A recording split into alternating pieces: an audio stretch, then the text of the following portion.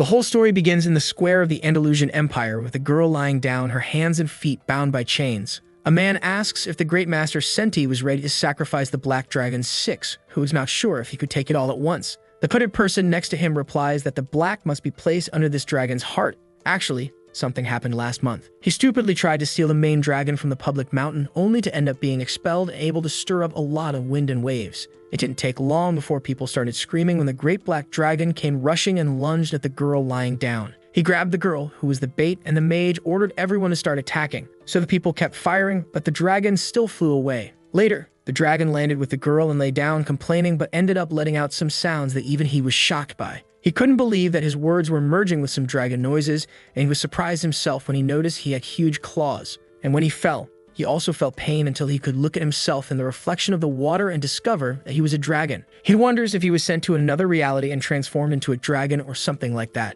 And above all, a very strange dragon. Then he looked to the side and saw a girl, which made him worried about whether she was okay. She didn't look good at all, seemed like a serious case of a sick, pretty girl, and he wondered what she would think of a dragon's breath like his. That's when he suddenly received a notification greeting him from the War Plunder system, which was at his service. But to his surprise, it wasn't just one, but 3 systems that greeted him. Besides War Plunder, the Villain system, and the Transformation system were also at his service. The dragon was so impressed that it could be possible he ended up being chosen as something legendary. The system intended to start with the Fusion system. It was the ultimate system of invincible super evolution. He wonders what the evil dragon system could do. Apparently, the host didn't need to say anything. Special abilities could be activated by having the favor of a special female NPC, and that was it. He could spend system points to remodel all parts of his body too, and the dragon wonders what that meant. He wonders if this whole player and NPC thing was blending some game reality or something similar. He could click on the enemy's point to kill and gain half the power of justice, and soon the system noticed he had plundered an SS-class female NPC. Therefore, the system privileges weren't enabled, and he could see the girl mumbling because she was cold lying on the ground. The protagonist took some time to pick up the books around to read and try to understand what was going on around him. It was still shocking that he was interested in these things, even when in his past life he was a man named Sunayan. The dragon tried to let the girl lie on his tail, but she was still feeling cold. SS classification was truly extraordinary. It seemed he really was the great chosen one. The system soon detected the SS of rank NPC and could display the character panel. The girl was 18 years old, hungry, cold, and infected with a disease with only a few days of life expectancy. Only 2 days were left until her life would be lost, and the protagonist was surprised that her life could be discarded so quickly. As expected, there was no free lunch in any world, and he gets nervous because the girl kept making those embarrassing sounds while sleeping. So he put a bare skin on her, found while scavenging the surroundings. He hoped that would keep her warm. He gained 10 more favorability points. Covering her with a blanket increased favorability a bit. Things seemed pretty easy to solve. He asks the system for something to increase favorability, but the system mocks him by refusing. The protagonist is outraged because he gained a body he couldn't even move, was on the brink of death, and wonders how he could find food to gain favorability. He at least wanted to receive a starter pack or something like that, and the system notifies him that he actually made a valid point now. So issues a beginner's starter pack with a 30-minute temporary recovery card. He should use the temporary recovery card to temporarily increase his strength, but it would cause weakness for an hour after the effect. Therefore, after using the card, he should quickly return home. The protagonist is a bit shocked by the kind of power he just got. But using the card was the only option he had at the moment because he was too weak to move. He tells the system that he wanted to use the temporary recovery card, and he receives a notification saying it was activated. He could only value his life now. When he left the cave, the protagonist went to a tree and realized that being a dragon, he couldn't eat grass or just anything random. He had to find some meat, otherwise he would end up starving due to lack of food. It didn't take long for him to get a good amount of meat, but it also didn't take long for him to find out that the meat belonged to other animals. A group of level 3 magical beasts appeared to defend their territory. The wolves had a strong sense of territoriality. Apparently, he had discovered their food source, which was why they suddenly jumped out to defend it. It really wasn't easy being a dragon. But he still wondered why he was feeling so nervous and decided to just attack the opponents who appeared suddenly. It didn't take long for the protagonist to finish off the monsters and return to the cave with a terrifying aura that made the girl tremble in fear. Meanwhile, the protagonist kept wondering if she still hadn't woken up. It seemed she was indeed very sick. But if she kept fainted, it would be difficult to feed her as she was when suddenly she stood up and yelled at the villain to go away. She tried to attack him, but he simply ignored it and placed an apple in her mouth, creating a funny scene. She spit out the apple, asking if he intended to eat her, and he thought he wouldn't do anything like that actually. In reality, the perspective of the girl named Anna was that the great dragon was just roaring at her in a frightening way. It was so shocking that she fainted from fright, and he wanted to wake her up again even though she had lost consciousness. The protagonist asks what was wrong with Anna, and the system says she got a high body temperature that could cause her to faint. The protagonist says he just killed a silver moon wolf, so he should have points in the system. The system agrees. He managed to kill 3 second-order silver moon wolves. They were just hostile, so the system points were halved. Now he had obtained 30 system points for that, and they congratulated the protagonist for earning his first system points. A system shop was now open. He had to find something to cure the girl's illness, and the system analyzed his current condition to see what would be best. It was recommended that the host use 10 system points for a special offer to exchange for the Chinese herbal medicine Huanqin. Huanqin was a Chinese medicine used to treat high fever, and he wondered if the system store also had things from Earth and his previous world. He asked the system to get the Huanqin for him, and soon the item was successfully materialized into his hands. Taking the medicine, he asks how he should use it, but it seemed only he could make it work. He eats the item and breathes his breath on Anna's face, which ends up affecting her, and the protagonist realizes too late that he was suffering from the temporary card's time limit. His body could no longer hold on. His body felt very heavy. Meanwhile, Anna woke up in a very warm place, feeling very thirsty. When she looked up, she saw the great black dragon flying toward her, so she ducked down crying in fear. A little later, she woke up feeling a bitter taste of medicine in her mouth. This time, she was in the cave with the dragon around her. Anna wonders if she was really saved by him, and the protagonist gains 20 more favorability points. The girl realizes that the dragon also got fruits specifically for her, and that makes her smile because the dragon seemed quite kind. And so the protagonist acquired 40 more favorability points, and she approaches to try to wake the dragon up. Anna gets worried because he doesn't move to the point of seeming dead and wonders if it was because of the stab she inflicted earlier. She asks the dragon to get better soon, caressing him, and the system alerts the protagonist of a new notification. The favorability reached the requirement of the first stage. Congratulations for obtaining the beginner devouring skill with 2,000 points. Beginner devouring was a skill where he could eat to quickly restore his body and generate a certain amount of energy. But correspondingly, food intake would also feed it. Now this skill was solidified. Sometime later, the protagonist woke up feeling hungry, not understanding how he could feel that way since he had just eaten meat. When he realized it, it seemed like he had fallen asleep and acquired a skill. He almost felt happy believing he had done something so simple with good luck. Even so, every cell in his body was now screaming for food.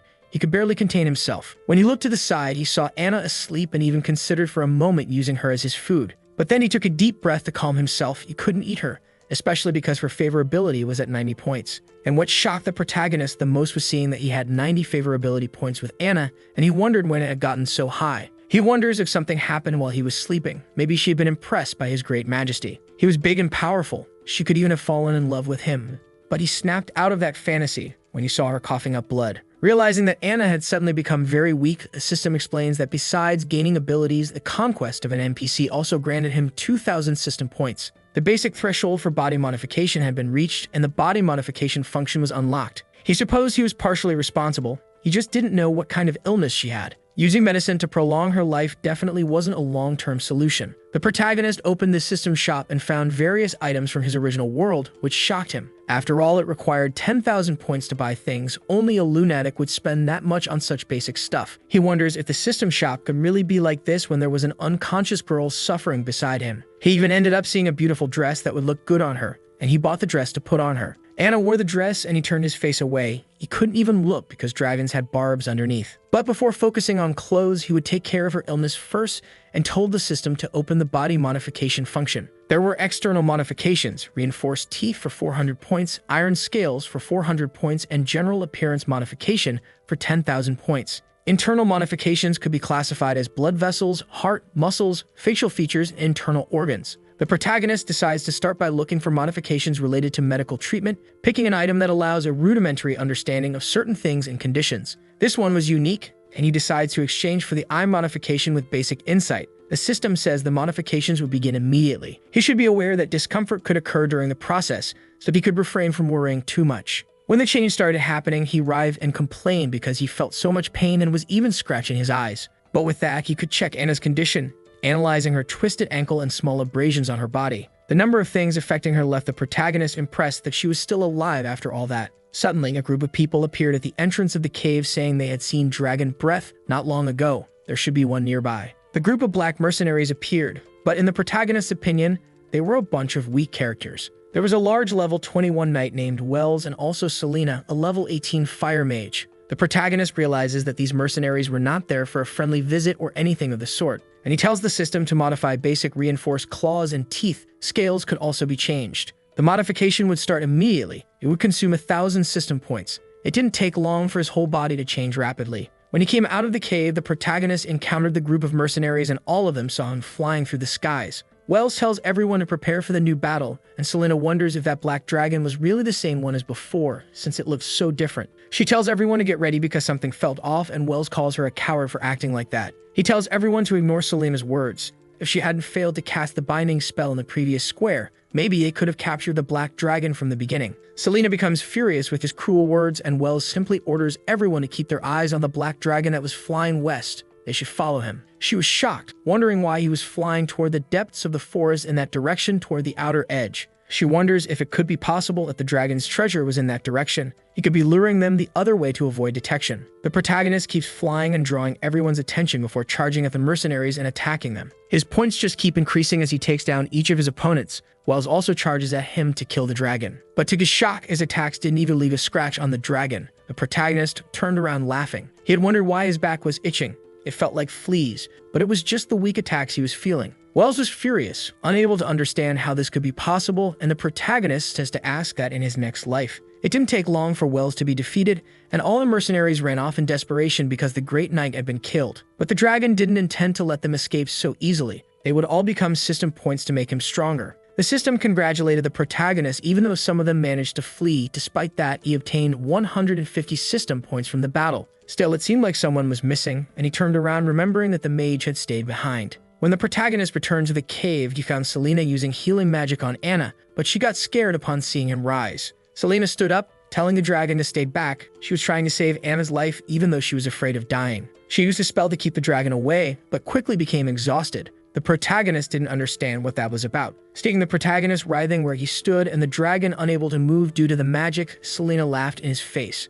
The dragon got tired of playing with her and broke the spell with one attack, knocking Selena down with his paw and stopping her from continuing to use magic. He asked who sent her there, but realized he was just growling, and got worried since he should be able to speak the human language now. He wanted to communicate and asked the system how many points would be needed to modify his vocal cords. The system replied that vocal cord modification required 300 system points, and he now had 280 system points. This system now offered a loan service as well. The loan required an additional 50% interest, and it asked if he wanted to try it. The protagonist froze in shock. After all, 50% was a lot. It felt like he was being openly robbed. The system simply said it couldn't perform actions that violated system laws, which made the dragon sigh. He thought this was the only way for now, and asked the system to exchange for the vocal cord modification. The vocal cord modification was successfully solidified. This loan with principal and interest required repayment of 330 points to the system later. Putting those details aside, the protagonist questioned Selena to find out who had sent her and what her purpose was. The girl was surprised he could speak this whole time, but he kept demanding that she speak quickly because he had little patience. She replied that they were mercenaries hired by King Anlius to hunt the black dragon and nourish the prince of the kingdom. The protagonist asked what they meant by nourish, and she said there were rumors that Prince Anlius had problems producing an heir. Only by eating the heart of a dragon and its private parts would he be cured. The protagonist couldn't believe what he had just heard. Meanwhile, Prince Anlius was shocked because they still hadn't found the black dragon and questioned whether they were any good at all. Anlius asked his knight what Master Mason had said. The knight replied that Mason had transmigrated into a dragon. He inherited the power of the original dragon at the 8th level and in just 1 month was able to cross the Gen Mountains. But using the tracking formation consumed a lot of energy and magical materials. In fact, Mason said they would have to pay him more than before. Anlius was shocked because they had already given him 3,000 gold, yet the old man still wanted even more even after being knighted. Even so, he ordered that they give him another 500 gold. If that wasn't enough, then nothing else would be. Meanwhile, in the cave, the dragon kept the mage detained for a while, focusing on learning more from the system. He could use the available healing potion of resistance. There was also the accelerated aura potion for meditation. The protagonist approached Selena asking if she could heal him, and she refused to heal a dragon. So the protagonist's side released Selena and brought her to where Anna was. A girl asked if he even knew that Anna was a princess. The dragon replied that he did know, even thinking that not just anyone could be an SSS rank NPC. Selena asked if he intended to save her, and the protagonist agreed because, after all, they were good friends. With a favorability of 90 points, they should be considered that way, or at least, that's what he wanted to believe. Hearing that left Selena surprised, but Anna ended up discovering later that even Selena was SSS rank, and he was relieved that he hadn't wasted his points on her in the beginning. Putting that aside, the protagonist asked how Anna was doing. Selena said they shouldn't be optimistic, She had suffered so much damage that even a recovery potion was nowhere near enough. He asked what else she might need, and Selena replied that a clean and tidy environment, enough medicine and food, and a skilled priest would be good. The protagonist questioned why they needed to find a priest, and she explained that she actually wasn't a professional mage specialized in healing. Beside them, Anna woke up asking them to stop arguing. She was grateful enough and thanked the dragon for trying to help. He was relieved to see her awake, but he could tell that Anna was feeling emotionally unstable. She needed some comfort at that moment.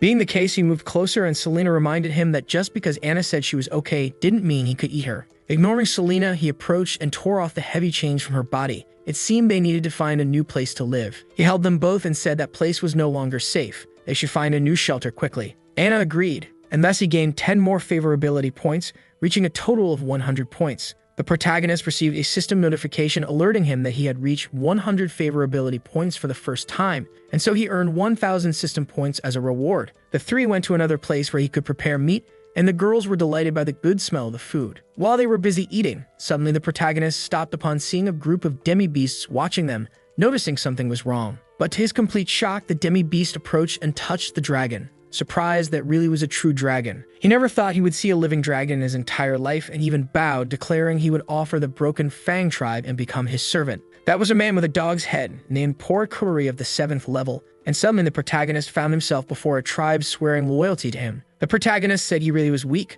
There was no point in having them as servants, and they couldn't even be true allies anyway. Porikuri responded with laughter that even though they were weak, they could find a dragon's lair, mines, and scales just for him. They could even plan a glorious future for his wealth. But the dragon didn't understand any of it. They didn't seem afraid of losing anything in the end. Everything would depend on the group's sincerity, but now he needed a spacious and dry dragon's lair, and asked if they could fulfill their promise by helping with that. Porikuri agreed with the words of his lord, and so the group headed in the direction of a place where there was food and clustered houses. That was where the Broken Fang tribe lived, and the protagonist received notifications saying he was gaining favorability points from Anna and Selena. From that day on, the Black Dragon intended to accept the tribe's loyalty, and the moment they accepted his protection, they would share in the legacy of the dragons. And in the name of the dragon, he swore to return protection and stability to the tribe. The group of beastmen celebrated. The protagonist asked if Porikuri wished to become his familiar, and he agreed emotionally because he had dreamed of that his whole life. This made the dragon sigh. That ritual sense of making him a familiar was complicated, but necessary to forge their loyalty. He touched Porikuri's forehead with his own blood, and thus a stone appeared on his body,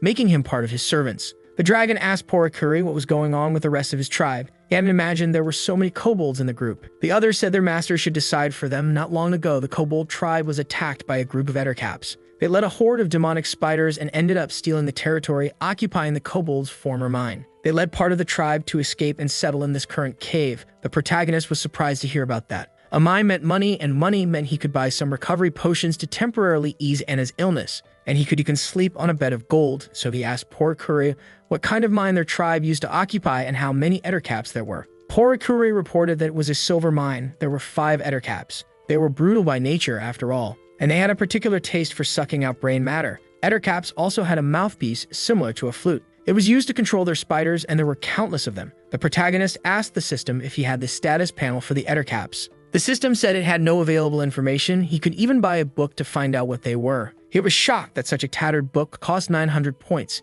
It was simply a massive rip-off, which made him furious at the system. He even wanted a refund. Even Anna was confused, asking what was wrong, but he himself didn't know how to explain. Anyway, he took the book and got information, including appearance and details about the anicap. It had a strong, upright torso, compound eyes, and sharp, venomous fangs. It was a wicked level 28 group, but each one reached level 3. They were creatures that controlled spiders, feared fire, and had shells with defensive properties. They could resist acid and water attacks. The protagonist felt that just looking at their appearance was breaking his sanity. His dragon's acid breath would have limited effect on them. Close combat risked being surrounded by their spider hordes. If he could modify his dragon breath, maybe they have a chance, and he wondered how he could cultivate system points. He checked and found he could obtain new abilities, but for 1,000 points, he could modify his dragon breath in various different ways. So he asked Porikuri if there was a human bandit camp nearby, or perhaps a group of black beast mercenaries or something like that. Porikuri agreed. There were in fact 2 bandit groups nearby, but they were only blood lion mercenaries.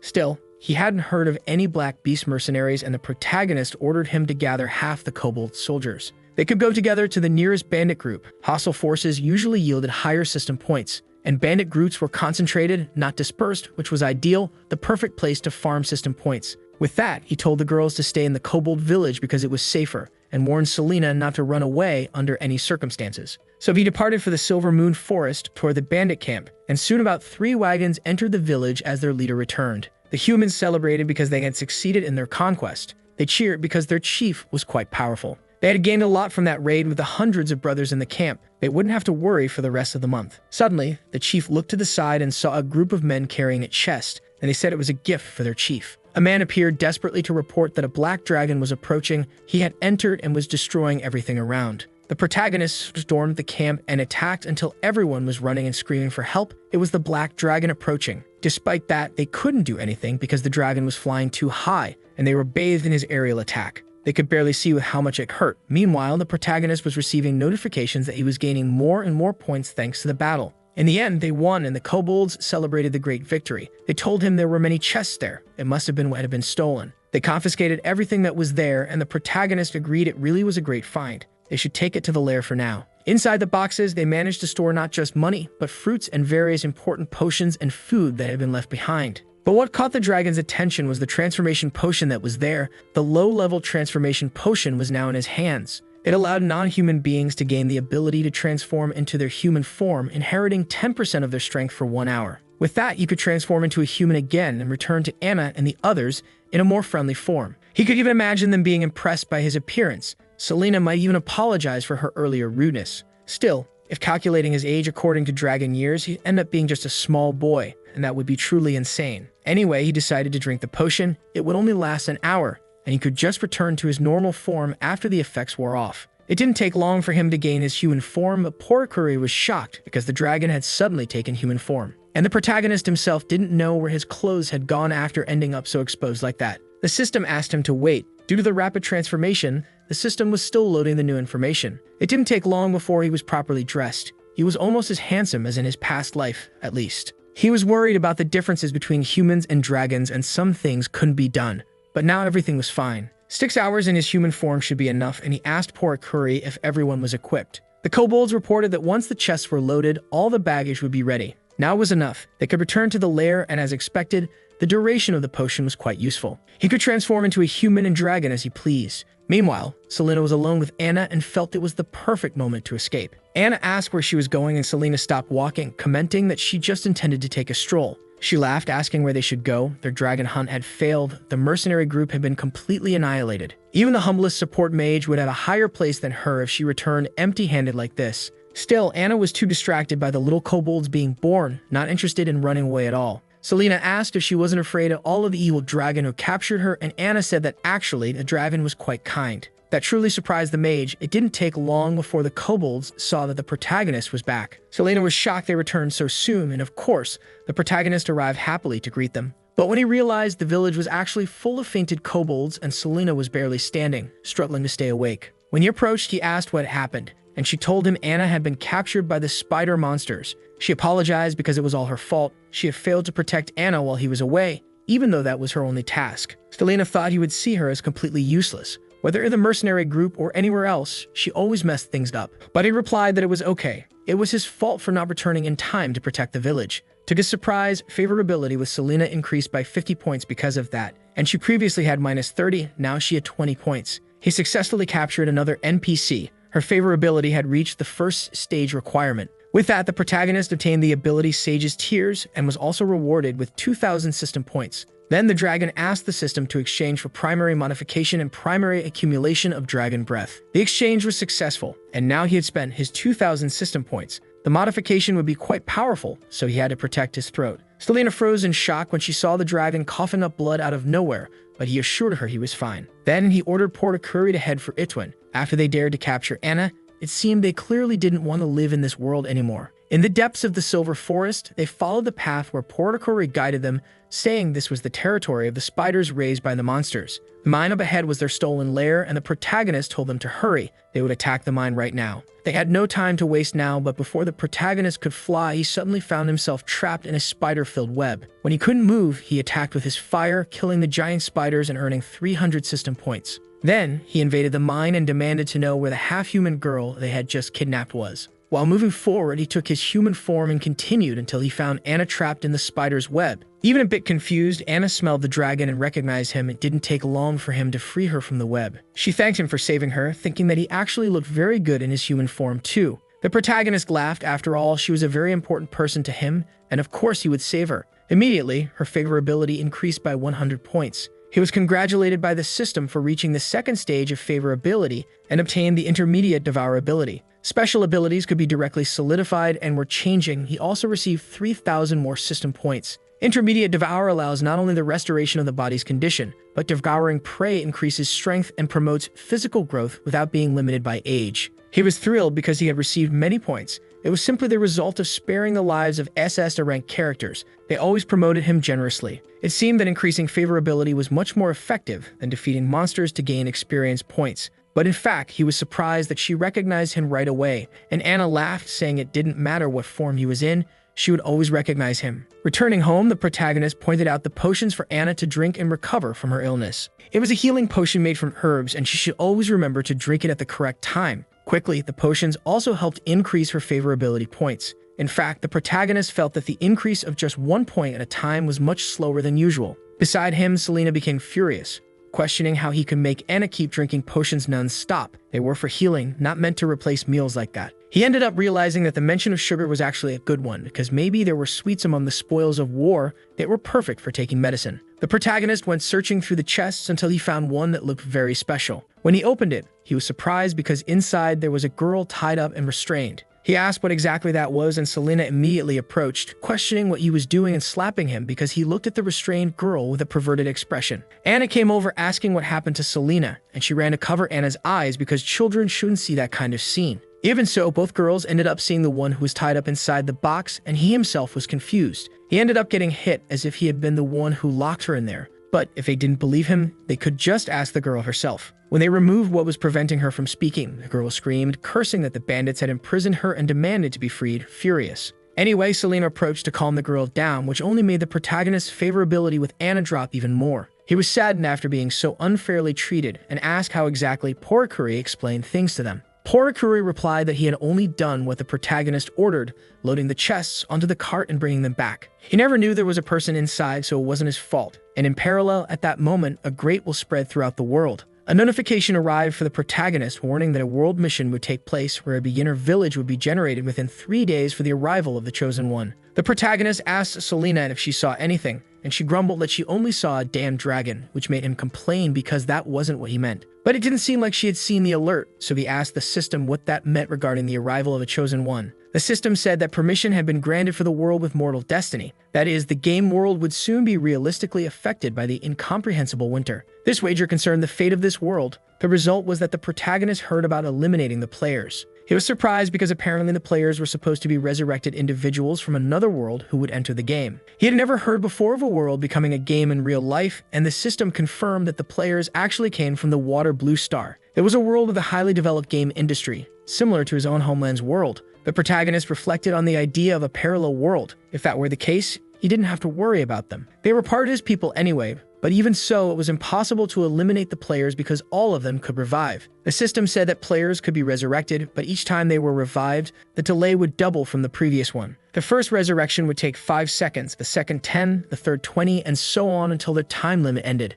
Still, the protagonist was surprised because with that calculation, in fewer than 23 resurrections, the respawn time would be 1 year. And even if the players were still persistent, they would only grow weaker with each resurrection after a year. They would witness their own deaths repeatedly, becoming increasingly frustrated with themselves. It was hard to say why he himself was facing this situation, and he asked if the NPCs in this world could also be resurrected, which shocked him. The rules were actually garbage. It wasn't fair at all. Players could revive forever, but NPCs had to risk their lives fighting. It wasn't a game, it was just an unfair invasion, and the system agreed that things could be understood that way. But as defenders, he had a stronger starting point than most players.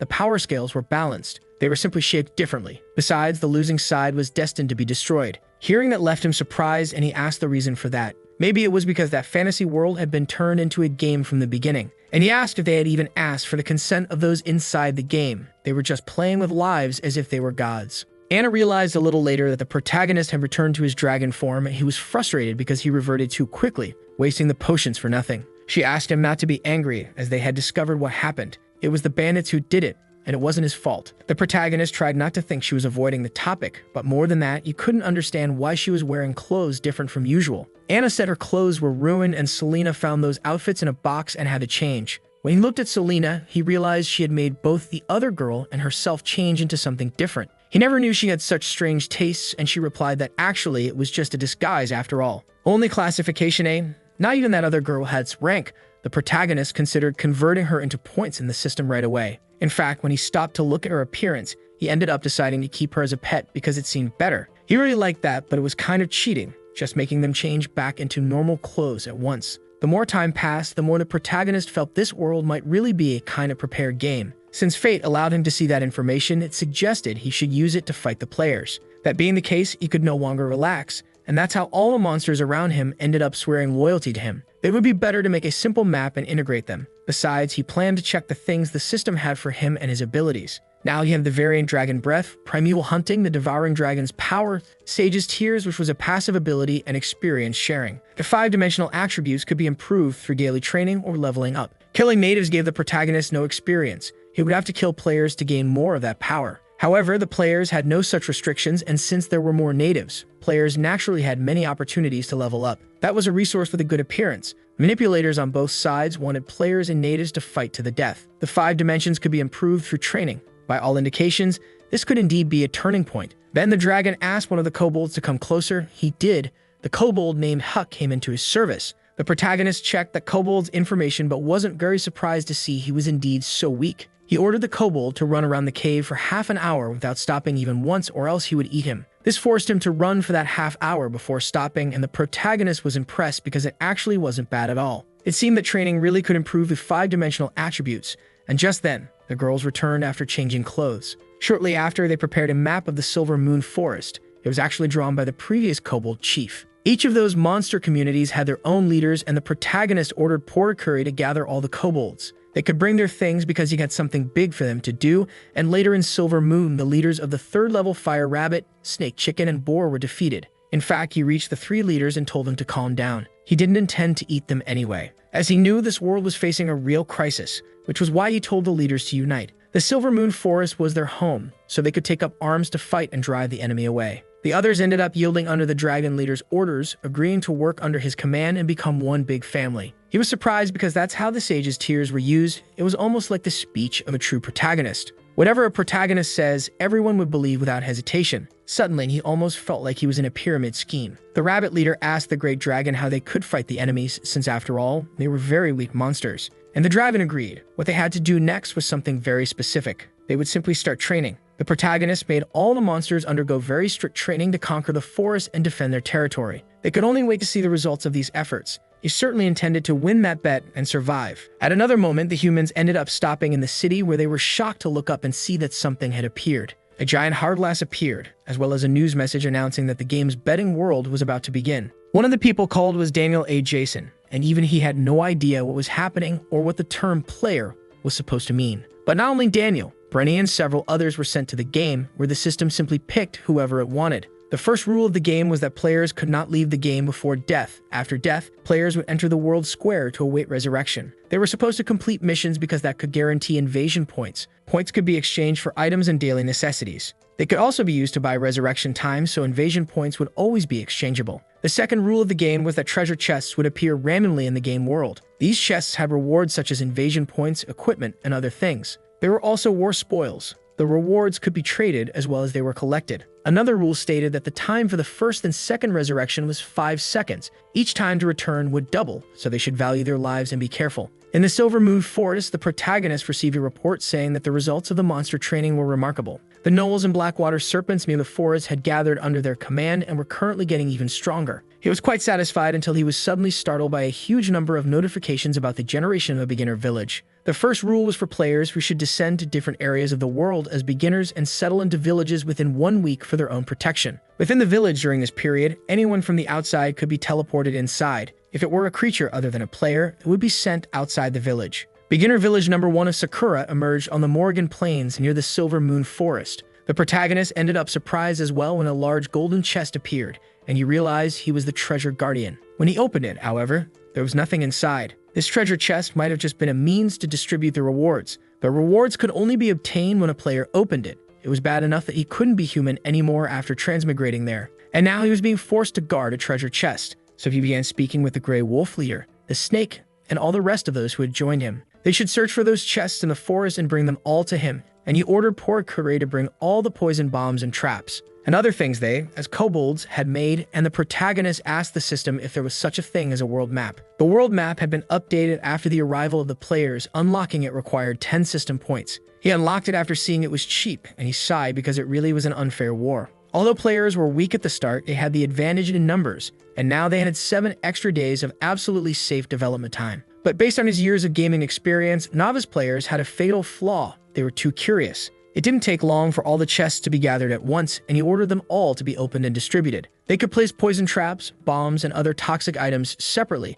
then hide the treasure chests in nearby bushes. They should hide them very well and not make it obvious. Poor Kuri asked why it was necessary to do that, and he replied that if their human friends came to visit, they should definitely be hospitable. And obviously, he would be guarding the real treasure chest this time, ready to do his job as a monster. Meanwhile, on the Morrigan Plains, the player Daniel Jason was doing his training and gained more available resources. There was the world map, the forum, team formation and sensory adjustment, the mission system, and many other things. But there was no button to leave the game. Everything was really real. There really was another world that had been turned into a game. At the same time, in the dragon's lair, Selena was practicing her magic, and the other girl, who was just there, kept thinking it was all her fault for running away with Blaze. That guy sold her to bandits to save his own life. She never wanted to see him again. Noticing the girl's fury, the protagonist felt that people from those days were all terrifying to that extent. He didn't even know how someone could have such a fierce look in her eyes. She hoped Anna would never become like them, and he even kept giving her medicine so she could recover soon. Anna always thanked him for the potions, and her affection points kept increasing. It wasn't long before he received a report that a hero had appeared in the strange barrier that had emerged.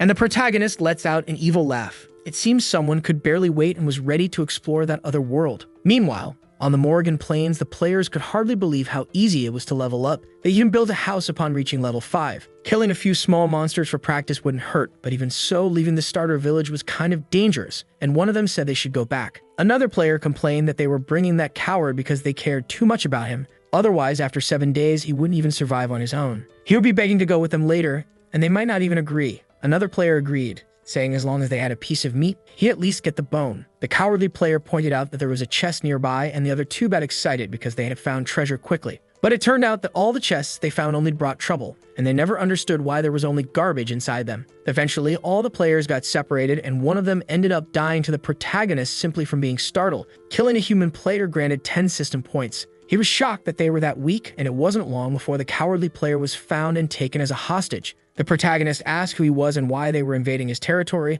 The player replied that they were adventurers and it was their first time there. He trembled, saying they were just passing through the territory and didn't want to do anything to bother him. But the dragon himself didn't even know that, even though he had seen them using magic and attacking others just to get through his path. Then the player remembered he had the speed potion. The shop sold it and he could use it to escape from there. The player quickly bought the speed potion, spending 200 points, and the kobold pointed to the guy who suddenly ran away. The protagonist said he knew, but he could let him go. 7 days was enough time for the players to build. Meanwhile, one of the lost players was walking alone through the forest without knowing what any of this was. That's when he found his silver treasure chest and got pretty lucky because of it, but unfortunately, he lacked the key to open it. The system asked if he wanted to open it by spending 1,000 points to purchase it, and the player was surprised to hear that because it was way too expensive. In other games, killing the treasure guardian would drop a key, and that's when he spotted the 3rd level fire rabbit leader. It was just a rabbit, and certainly should be easy enough to handle. If he could get to it first and attack by surprise, he might win. He prepared to kill the little rabbit, but the player himself took a full punch from the rabbit.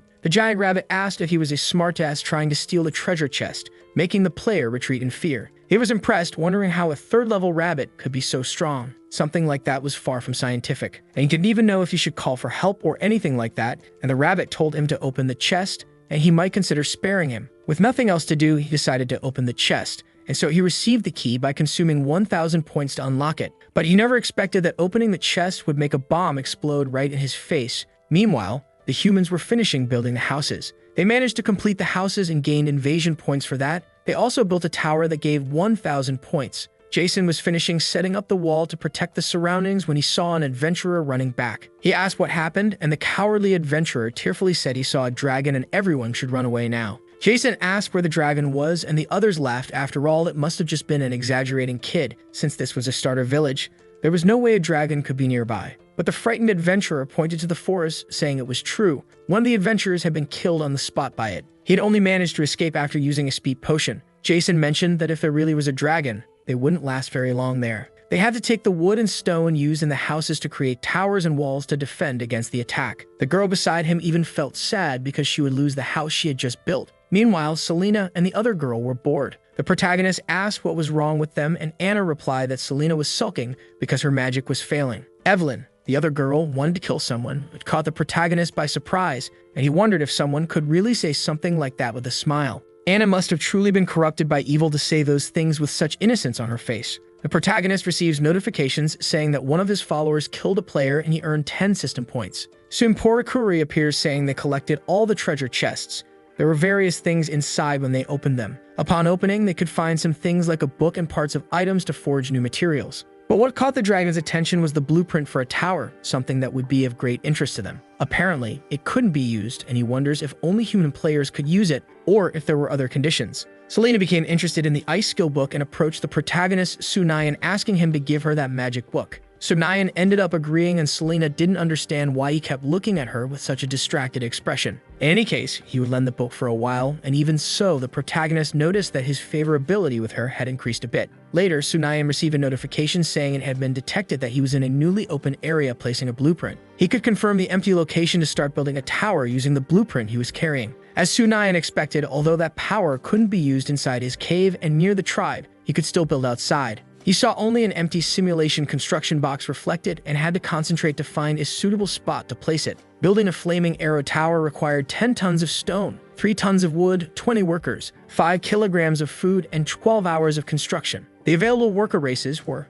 humans with 20% increased construction efficiency, kobolds with 20% construction defense. There were also goblins with a 20% increased mutation rate in construction and dwarves with all construction attributes increased by 10%. The workers needed to be provided by the host. The construction would begin automatically once the workers entered the foundation. After construction was completed, the memories related to the workers would be erased, and they would be sent back. Seeing that, Sunayan wondered if he really had to provide the workers, and quickly realized when Porikuri showed up after climbing up there. He ordered the kobold to go down now and find 20 strong kobolds. He was building that flaming arrow tower right now. But when he noticed Porikuri had fainted, and Sunayan realized that maybe he had pushed himself harder than he should have. In fact, the day would continue as it was, and at night he noticed that Anna and the others should be resting. When he returned, he saw the girls sleeping deeply. Only Anna was whimpering, calling for her parents and telling the demons to go away. Sunayan wondered about those demons. If the monster encyclopedia wasn't wrong, the demons had been completely eradicated 1500 years ago. And he wondered how there could still be demons in those times, since in her past, she witnessed the death of her people during an attack. Even scared, a woman approached from behind and covered her mouth so she would stay quiet,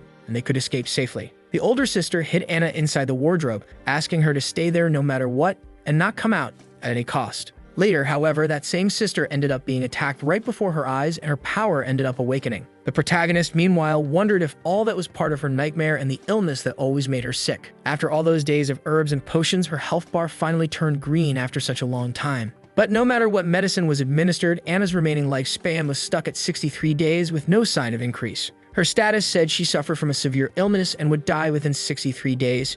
Sunayan wondered if it could be heart failure. Suddenly, Anna woke up, but at that very moment, she attacked the protagonist, who stepped back in surprise. At the same time, the other 2 girls woke up startled, not understanding why Sunayan was there in the middle of the night. The protagonist then said that, in fact, Anna was gone, and so the 3 of them flew out to look for her. It didn't take long before they saw the deepest part of the Silver Moon Swamp, where Anna was fiercely fighting a monster. Her health bar was full, but it was red, and he was impressed that it was a level 2 stone-helmeted giant crocodile. The Swamp King was being beaten like a true worm, and just as Anna saw Sunayan, she fainted, and the dragon rushed to save her before she was swallowed by the crocodile. On the ground, they realized that Anna had really fainted, and Sunayan ended up being stealthily attacked from behind and had to face it quickly. That guy's skin was really thick. In the swamp, his dragon breath couldn't unleash its full power. So Sunayan told the system he wanted to modify for high-grade scale armor resistance, high-grade hardened claws and teeth, and an underwater breathable air sac. The system mourned that the modification would cost 10,000 system points, and he didn't have enough points for it. He agreed, and the system took what he wanted after giving him a loan with an additional 50% interest. Sunayan got irritated because the system was too slow and decided to act anyway. The system warned that the modification could cause internal pain. Seeing that the protagonist had gone underwater, Selena ran to check if he was still alive down there, and she asked if she could just keep the ice skill book for herself, but right then Sunayan appeared, sending the crocodile flying away. With his new powers, he managed to kill the crocodile instantly, to the point that Selena even got interested in eating the burned meat. In the end, the three of them ate, and the system recognized that Sunayan had eaten a giant crocodile. His body was increasing its recovery speed. Soon Sunayan found a low-level magic attribute core. He was impressed to find it. He wondered if a monster could really condense such a magic core, and maybe that was why Anna had come so far out there. He also noticed that her health bar had dropped again to being low like at the beginning, and Sunayan asked the system if it knew what Anna's illness was. But since there was no response, he realized he really had to find out what disease afflicted Anna, and the reason why she had suddenly gone insane with such a giant power. And then he remembered hearing about priests. Sunayan asked Selena if she knew where to find a powerful priest, and she answered she wasn't sure, but had been traveling with a group of mercenaries. They only bought some potions and carried them around, so that kind of information was out of her reach. Then Evelyn said she knew where a priest lived, and it was inside the kingdom of Anrius itself. But if he planned to go into the city, he would end up being killed. After all, his bounty hunters were all over the city now. Sunayan understood that this made sense. But he still had 6 transformation vials, enough to maintain his human form for about half a day, and as long as he did it in time, there shouldn't be a problem. It seemed that whether human or monster, as long as they were male, they were all the same. At least, that's what Evelyn thought. She would abandon the other part without hesitation when facing difficulties in achieving her life goals. However, Sunayan asked why she was still standing there when she should be hurrying so they could go together. They all flew off, and he noticed shortly after that his favorability had increased. It must have been because of his magnificent battle feat. But only 300 points was too little. Sunayan always complained about the system constantly stealing his points.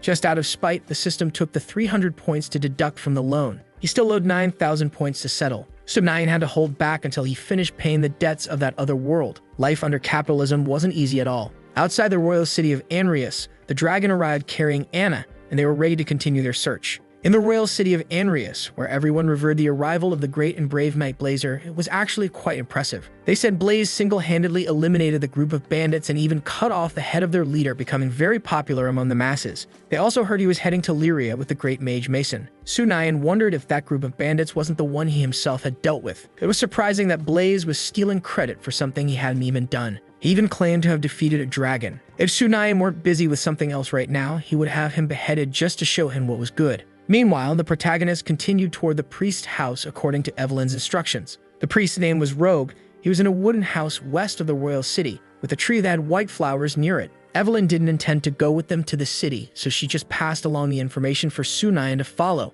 He approached to knock on the door, asking if Rogue was there, and Sunayan grew worried when there was no answer. Maybe he was too old to hear. The protagonist simply kicks the door open to enter, and on the other side, Barbara, the intern, falls to the floor in shock. Stemaine apologizes, saying they were looking for Rogue, and Barbara quickly gets up saying it's all right. The compensation for the broken door would be 50 silver coins, which still made the protagonist laugh a little. She introduces herself as Barbara and asks if he wanted to see the professor. Sunayan replies that he wanted to find Rogue to begin a treatment. Then Barbara says that unfortunately the professor had gone on a trip because he failed to cure Prince Anlius's impotence. The protagonist asks if she knew where he went or when he intended to return, and she replies that she didn't really know about that. That's when Barbara noticed Anna and became enchanted, wanting to know if she was an ethereal being, impressed by how soft her ears were and how cute she looked. But Barbara could immediately tell that she was sick and dying. Sunayan was impressed and asked if she was also a priestess, and she laughed, responding that although she was an internal priestess, she could still treat diseases in a way. He asked if she could tell what was wrong with Anna.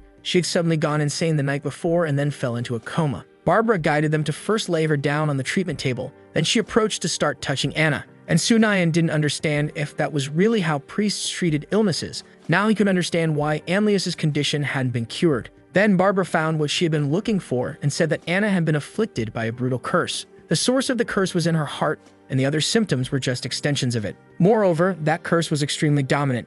It would drain all the strength from the cursed person and, when triggered, make them go insane. Sunayan asks if once her body recovered a bit, she could end up going into a rage again, and that would make her drain all her life force. Barbara agrees because she could understand it that way, but unfortunately, she couldn't cure Anna in her current state. She could temporarily treat the symptoms, but Sunayan had to know that if she developed resistance to medications, her body would collapse. It would end up being like falling off a cliff, but there were 2 ways to break the curse. The first method was to end the curse by killing the person who cast it, and the second was to remove the injury by replacing the cursed heart. Preferably, they should use a dragon's heart, and Sunayan is shocked because Barbara figured it out so quickly. It almost seemed like she had a dog's nose to detect his true race even though he was hiding his appearance. The protagonist laughs, asking what was so important about a dragon's heart.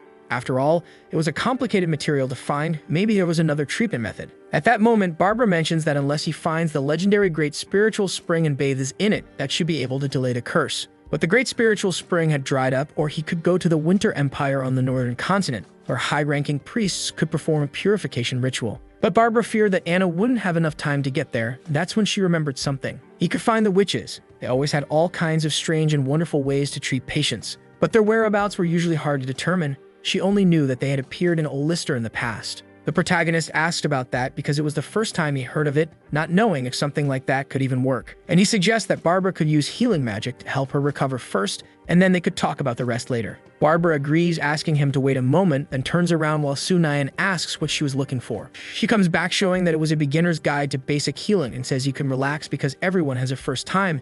There's no need to be too nervous. Even so, Sunayan doesn't understand why she kept saying those things as if reminding herself of them. Then Barbara uses magic on Anna and she wakes up. Sunayan was relieved to see that she seemed okay, and Anna asks where they were. He tells her they were in the city of Amlius. She had fainted suddenly, so he brought her to see a doctor. Barbara laughs when she realizes she was right when she guessed he was a dragon, and that the girl might be the one who had been kidnapped a few days ago by the Black Dragon. Sunayan questions what the problem with that was, and Barbara says he didn't need to worry because she didn't intend to report him. As she was a priestess, she would accept anyone who needed healing. Currently, she was researching external healing magic. Heart transplants could be performed even without magic, and she even showed up with a wound on her hand while suggesting the idea. She even offered a 20% discount that he could consider. Sunayan became concerned because it seemed very much like modern surgery, and he replied that there was no need. Maybe he could find another way to solve this while still helping the patient in need. Anna didn't understand anything about the heart transplant, but Sunayan took her outside while Barbara remained busy with herself. Even so, he was a bit shocked because she wanted to do surgery while still reading the book for basic healing spells.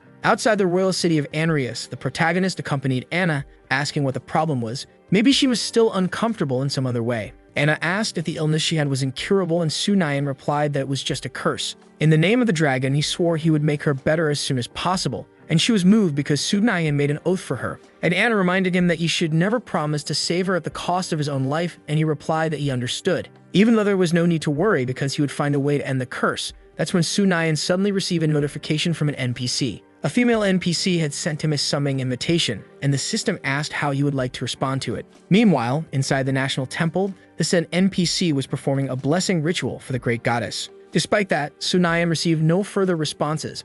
Although they would like to take a look, there were more urgent matters to attend to. Outside the dragon's nest at the Flaming Arrow construction site, the kobold tribe had gathered after finding Sunayan. They reported that the tower was almost complete. He acknowledged that the efficiency wasn't bad at all after all. Goblins were true geniuses when it came to construction. It seemed that 4 more towers could be added to the schedule. The protagonist could see through the system the details of the first-level towers.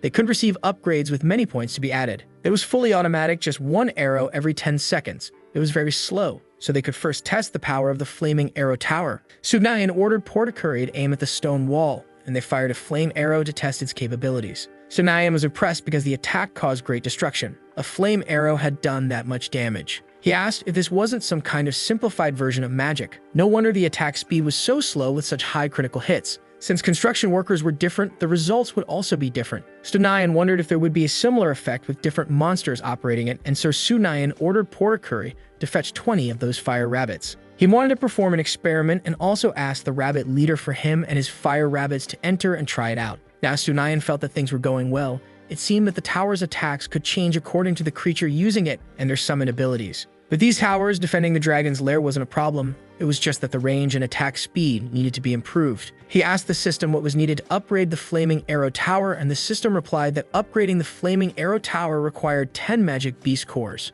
They were fire-type beasts of the 3rd tier. This was a low-grade magic core obtained by defeating the stone-armored crocodile in the Silver Moon Swamp near the mountains. It seemed it was difficult to find that many 3rd-tier magic beasts in the Silver Moon Forest. Only the mountains might have them. Sunayan would need to check the Silver Moon Mountains. And soon Anna showed up saying Evelyn and Selena were fighting. The protagonist could only imagine what kind of fight they were having, and it was almost funny to think about it. Anna asked him to stop daydreaming. If he didn't stop them, the dragon's lair would end up destroyed. Sunayan had completely forgotten that both of them were powerful mages, and quickly ran off to try and make them stop fighting, saying if they wanted to do that, they should go outside. Since they wouldn't stop, Sunayan transformed into a dragon to push the two apart, and Anna mentioned they were fighting over the Ice Mage's skills. Selena wasn't able to learn it, but Evelyn did just by watching it once, so they quickly started fighting. Sunayan says it was indeed inappropriate to fight over such a small matter, and that in his territory they should only follow his rules. If it happens again, he says they should at least fight hand-to-hand without using magic, but neither of them was in the mood for games.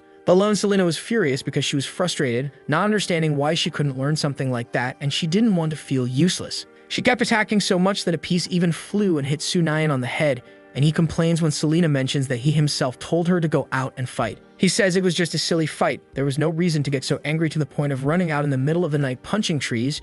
She could have at least let others sleep. Selena confesses that she was feeling useless, and Sunayan replies that if none of the usual paths worked, she could try one no one had taken before. This left her confused, and he comments that considering how aggressive she was, he thought dark magic might suit her. Selena says dark magic has been considered heretical in the wizarding world. It certainly wasn't for her. And the protagonist sighs because she actually looked quite like a heretic, but even so Selena thanks him because he went after her and cared. He gained 50 more favorability points with her, and time passes in the Silver Moon Forest in the intermediate layer, where a group of hidden girls sees from afar large, chubby fire rabbits that catch their attention. They wanted to eat them, they could bet their meat was juicy, and the big gold chain around their necks was something they'd also wanted. Even so, they never knew such big fire rabbits could exist in that forest to begin with. Those rabbits usually didn't eat and drink so well, and they were even wearing collars like that. Anyway, no matter how weird they were, they couldn't defeat the bird demon race. They had heard there was a dragon in this forest. Everyone should be careful. She would count to 3 and then they would all attack together. But just as they all lunged at the rabbits believing they could successfully attack them, they stopped immediately. The rabbits revealed they were actually super powerful and the girls were badly beaten by each of their attacks.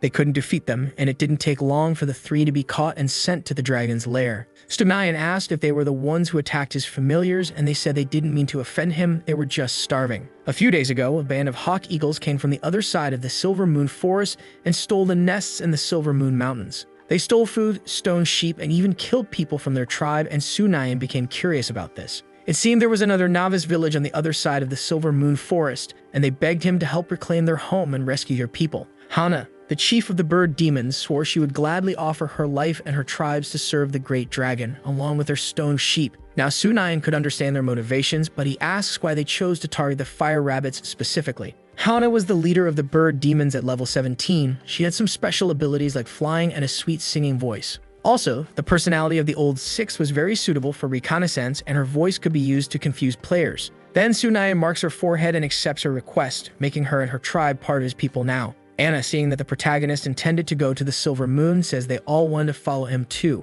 He refuses because they weren't going for a stroll, but to fight, and Anna says she could help anyway. Selena and Evelyn agreed because they could do the same, and Sumayan wonders if they all became like this after what happened. He tells the others that if someone enters the forest while he is away, they should proceed as usual and could place the box where it could be accessed. They all fly to where the demon's nest was, and Hannah says the beasts inside were very fierce and cunning, so he should be careful. The protagonist was beginning to regret bringing Anna along, but he smelled a strong scent of blood there. It was dangerous inside, so Sunayan tells Anna to wait for him outside in the meantime. Hana should stay there with Anna to protect her, and Sunayan enters the cave where he found several level 28 hawk beasts inside. He could hardly believe so many third-level magical beasts existed there in the Silver Forest. No wonder the bird demons had been driven into a cave. Even though their strength was below Sunayan's, he couldn't handle their numbers. Maybe he should bring more people next time. But before he could return, the beasts noticed Sunayan and charged at him. Unable to escape, he decided to focus on fighting. After killing the creatures, the system congratulated him for obtaining 23 fire magic cores and 345 system points.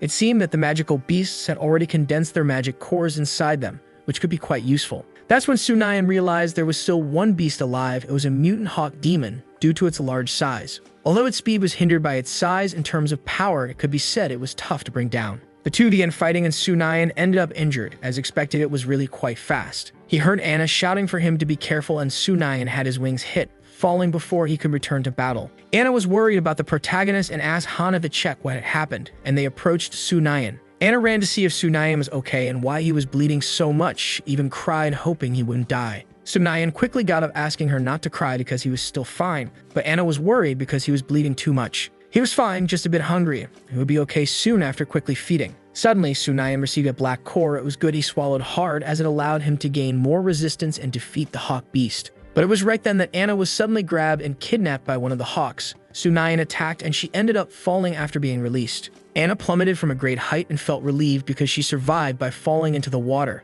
The spring water was nice. If only Sunayan were there, he could have seen it. Then suddenly, the center of the water started to glow and she asked who was there. A figure emerged from the water, mentioning it was relieved that someone had finally found that place. Anna asked who it was, and the woman said she was the guardian of the great spiritual spring. She could see what was inside her. It seemed there was something restricting the flow of her power. Anna approached surprised because the girl looked like her sister, to which the guardian said she wasn't her sister. She had only taken that form because that's how she remembered her. The guardian told her to forget the pain and kissed Anna. And then a change happened and she ended up at the bottom of the spring, finding several treasures there. A bit later, Sunayan appeared looking for Anna and she waved to let him know where she was. When he descended, he was caught by surprise because suddenly Anna had an enormous spiritual power. And not only did it suppress all the negative buffs, but also awaken many other talents, and he asked if she was okay after what had just happened. Anna agreed, mentioning that she had just met her sister, which made Sunayan curious to know if he could see his future sister-in-law. She asked if he was worried and Sunayan agreed, which only caused her favorability with him to increase by 50 points. Now Sunayan had gained more system points for advancing in favorability, and he could unlock the advanced devouring power. Moreover, devouring different substances could provide different enhancements, like devouring iron ore would strengthen the iron content within the host's scales. He used the 5,000 points he got to try to pay off his debts, even though he still had a bit left. Sunayan smiled, asking the system if it couldn't just clear his debt, and the system replied that it was against the rules. The protagonist asked if they could really talk about rules when he himself existed in that world. If the players knew the truth, they'd be shocked. Since the system itself had stolen a bit, they could just bend the rules one more time and it shouldn't be a problem. The system then mentioned that based on the provided transformation direction, it would divide the host's transformation plan into several phases, with each phase requiring a portion of the transformation fee, and Sunayan realized it was nothing more than an installment plan. At least it was much better than the extremely expensive transformation loans he used to rely on. Apparently, they could negotiate like that without worry, but the system warned that he could only use what he bought after clearing the debt. Sunayan laughed, thinking the system was still too young to argue with him, and that's when Anna caught the protagonist's attention because there were many treasures nearby. When he opened one of the chests, he froze upon seeing several bones and wondered what exactly that was supposed to be. Then Sunayan asked her not to open the boxes yet, even though there were purple water attribute magic books inside them. Anna hadn't really heard what he said, and Sunayan sighed, letting her continue to see what was inside the chests. At least it was a stroke of great luck. Anna was doing so well opening the chests that she almost seemed like a true protagonist. Anna pointed out the number of things she found inside the chests, and Sunayan wasn't even sure if he should stay that confident. He had risked his life to obtain all that, and she just went on opening all the boxes. It kind of felt like a waste. The protagonist even ended up being teased by the system, which quickly corrected itself, saying he was the best of all just to avoid provoking his anger. Sunayan couldn't believe it when he saw the system always selling female products in the shops. And the system defended itself, saying it thought its suggestion was excellent. Releasing loans wasn't impossible. After that discussion, suddenly Hana appeared thanking Sunayan because her people had been rescued and were able to return to the dragon's lair. He understood the situation and told her to go back first. He and Anna would return a bit later. Meanwhile, in the human village, the cowardly adventurers said that there really were dragons in the Silver Moon Forest. But everyone laughed at him because he couldn't even see any of it. They barely saw rabbits. He probably got scared by the shadow of trees. Everyone kept laughing at him even after demolishing some houses to build a low tower that shot arrows. Even so, the cowardly adventurer was worried because things could go badly, and Jason interrupted. He suggested the matter needed more investigation. He would take some people to investigate the entire Silver Forest. The cowardly adventurer was furious because everyone laughed and doubted him, and if they were acting like that, they might as well go ahead and die. Back at the lair, Sunayan checked his new advanced devouring skill, which could promote physical growth even with age. He was impressed by that ability to evolve by eating other things. He thought that if devouring iron ore was complicated, swallowing rocks might be useful. Still, eating minerals was bad and tasteless, but the system verified that he had eaten some rocks and increased the strength of his shelling by 0.1%. But what really caught his attention was that while his hardness increased, as a consequence, his speed decreased. It seemed he couldn't just go around eating anything after all. Sunayan would have to try eating other things and see what worked best.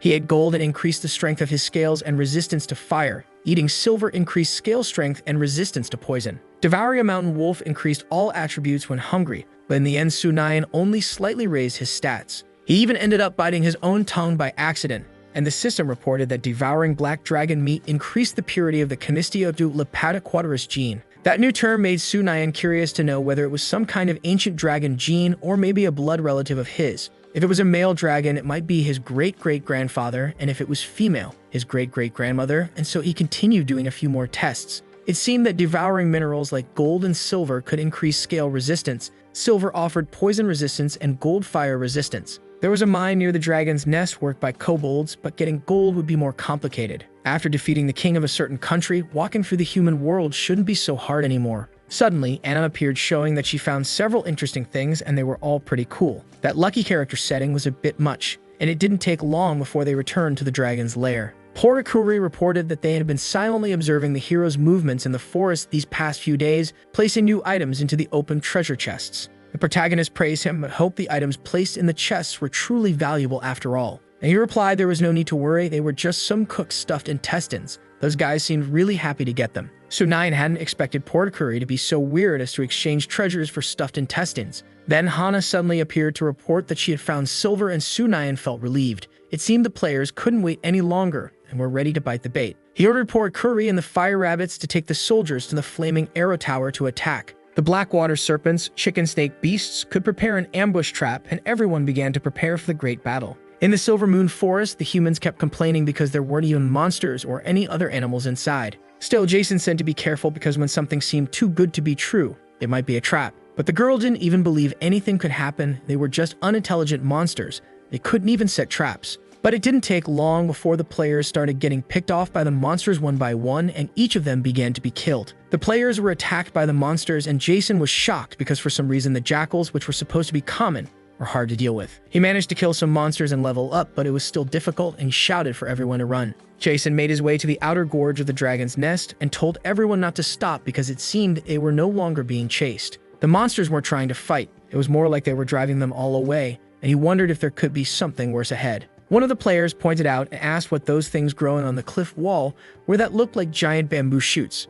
A character used appraisal to check what it was, and Jason found it strange because it seemed out of the ordinary. Suddenly, they realized that what was hidden above were flaming arrow towers, and everyone froze in shock that something like that was there. It meant there had to be a human lord in that forest, but that should be impossible since this was monster territory. With priests and mages protecting them, they shouldn't have anything to fear. But just then, an arrow flew past his face and the player froze. Still, he let it go. It was just as he expected. The arrows were even worse. Besides being thick, they had no advantage. But when they least expected it, the arrow opened and released poisonous gas. Jason warned everyone to cover their mouths and noses for protection. That's when several flaming arrows flew at everyone and they ran off desperately, which made Sunayan laugh. He was pleased because he had used and upgraded the flaming arrow towers, increasing their range and power, also improving the arrow types. Anna asked if he needed her help because she had just learned to use the water and light sphere to attack too. And the protagonist refused, still a bit shocked because she had come all the way there when she should be in the cave with Evelyn and Selena where it was safer. Jason told everyone not to panic. The mages could stack shields and the priests should start healing. The plan was working. As long as they weren't directly hit, they could hold out longer. Suddenly, everyone pointed to the sky and saw the black dragon flying above, shocked that it actually existed. Sunayan greeted them because they had entered his territory despite being humble insects, and Jason froze from the aura of the evil dragon. He was in disbelief that the dragon was real.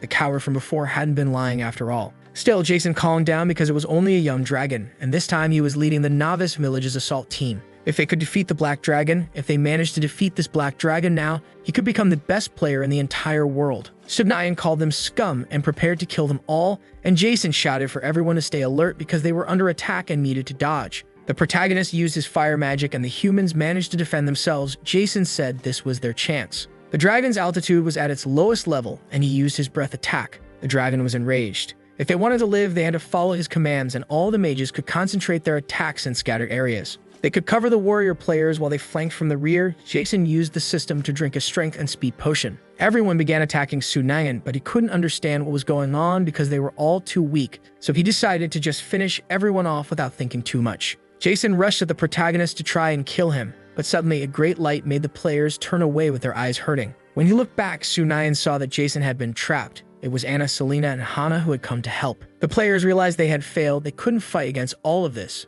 They would have to run now. Sunayan laughed because they were all trying to escape thinking it would be that easy, and everyone ran while being chased by the kobolds. Only a small number of players reached the plains safely, including Jason, who fooled with the other girls. But he couldn't understand why everything was so dark. It was Sunayan's shadow appearing above and shooting fire at them. Successfully, the protagonist won the battle against the players and gained 2,000 points in the system. It was 5 system points per player death. A total of 5,000 points were obtained from all their deaths. Back at the dragon's lair, Porokure was emotional because they had managed to win, but they reported that they had even captured someone. The captive was none other than Jason, and they asked how they should deal with him. Tsunaya knew that was the guy who tried to set up an ambush against him. He ordered them to break his arms and legs and imprison him for now, which left Jason desperate and writhing. That's when Tsunaya started feeling strange, about to faint for some reason, and upon checking the system, he ended up fainting, leaving everyone worried. Back in the dragon's lair, Anna asked the dragon not to scare her like that by suddenly fainting. Selena asked if maybe he had been hurt or something until she realized that Anna was letting the dragon lie on her lap. She said that according to elf legends, lap pillow therapy was quite effective. Last time, that's how Tsunaya managed to awaken. That's how the 3 girls decided to do the same thing as Anna,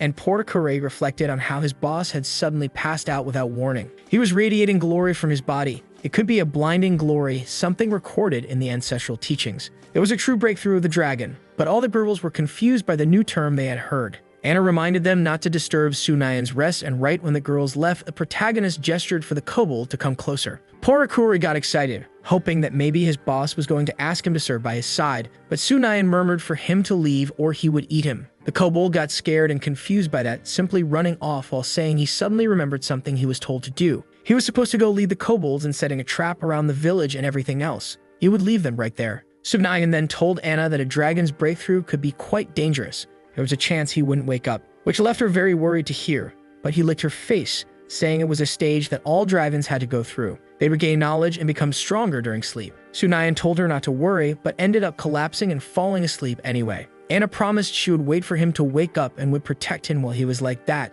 Time passed, and we returned to the human village. Inside a house, a girl was very happy to receive the invasion points, though annoyed because there were spam messages in the game. Suddenly, someone opened her door saying they were from the king's army and were there to kill the black dragon. He wanted to spend the night there, and that's when the player received a notification that the world storyline NPC Mason had entered the novice village she commanded. She could choose between 3 options. The first was to kill the NPC Masanti and take his place to complete the important world quest.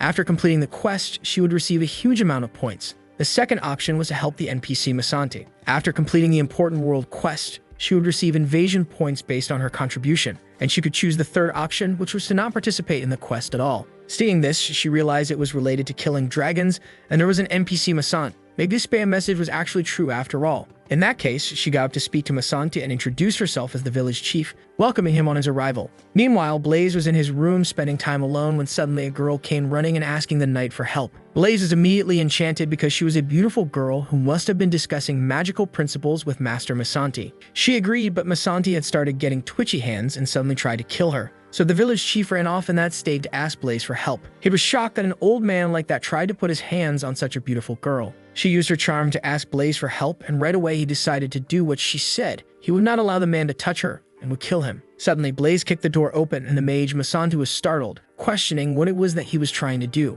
Blaze said that violating a woman in the Anlius kingdom was a capital offense, but the mage was confused about what he meant by that. But Blaze made him shut up by kicking him away, stating that he should know exactly what he had done. Mesan said that if he was courting death, he couldn't be blamed for what would happen, and he prepared a major spell against him. For some reason, his spell wasn't working, and Blaze laughed because he hadn't expected him to be that weak. Still, Masana mentioned that he should remember he was there to kill the dragon at the request of the king himself. At that moment, the girl from before appeared asking how they could kill the dragon. They didn't need Masanti, she and Blaze could handle it. Right away, Masant pointed at the girl, saying she was a completely useless mage, couldn't even cast a simple spell, just an ordinary woman. She laughed, asking if he liked the calming tea she added that night. She put something special in the drink, and he realized too late that she had put something strange in his drink. He got so furious that he lunged at her to kill her. But Blaze hit him and stopped him, saying he wouldn't allow her, the girl named Melinda, to be insulted like that. Melinda took advantage to throw herself into Blaze's arms, begging him to save her because Masanti intended to kill her. And that's how Melinda manipulated the knight to have the mage killed so she could get what she wanted.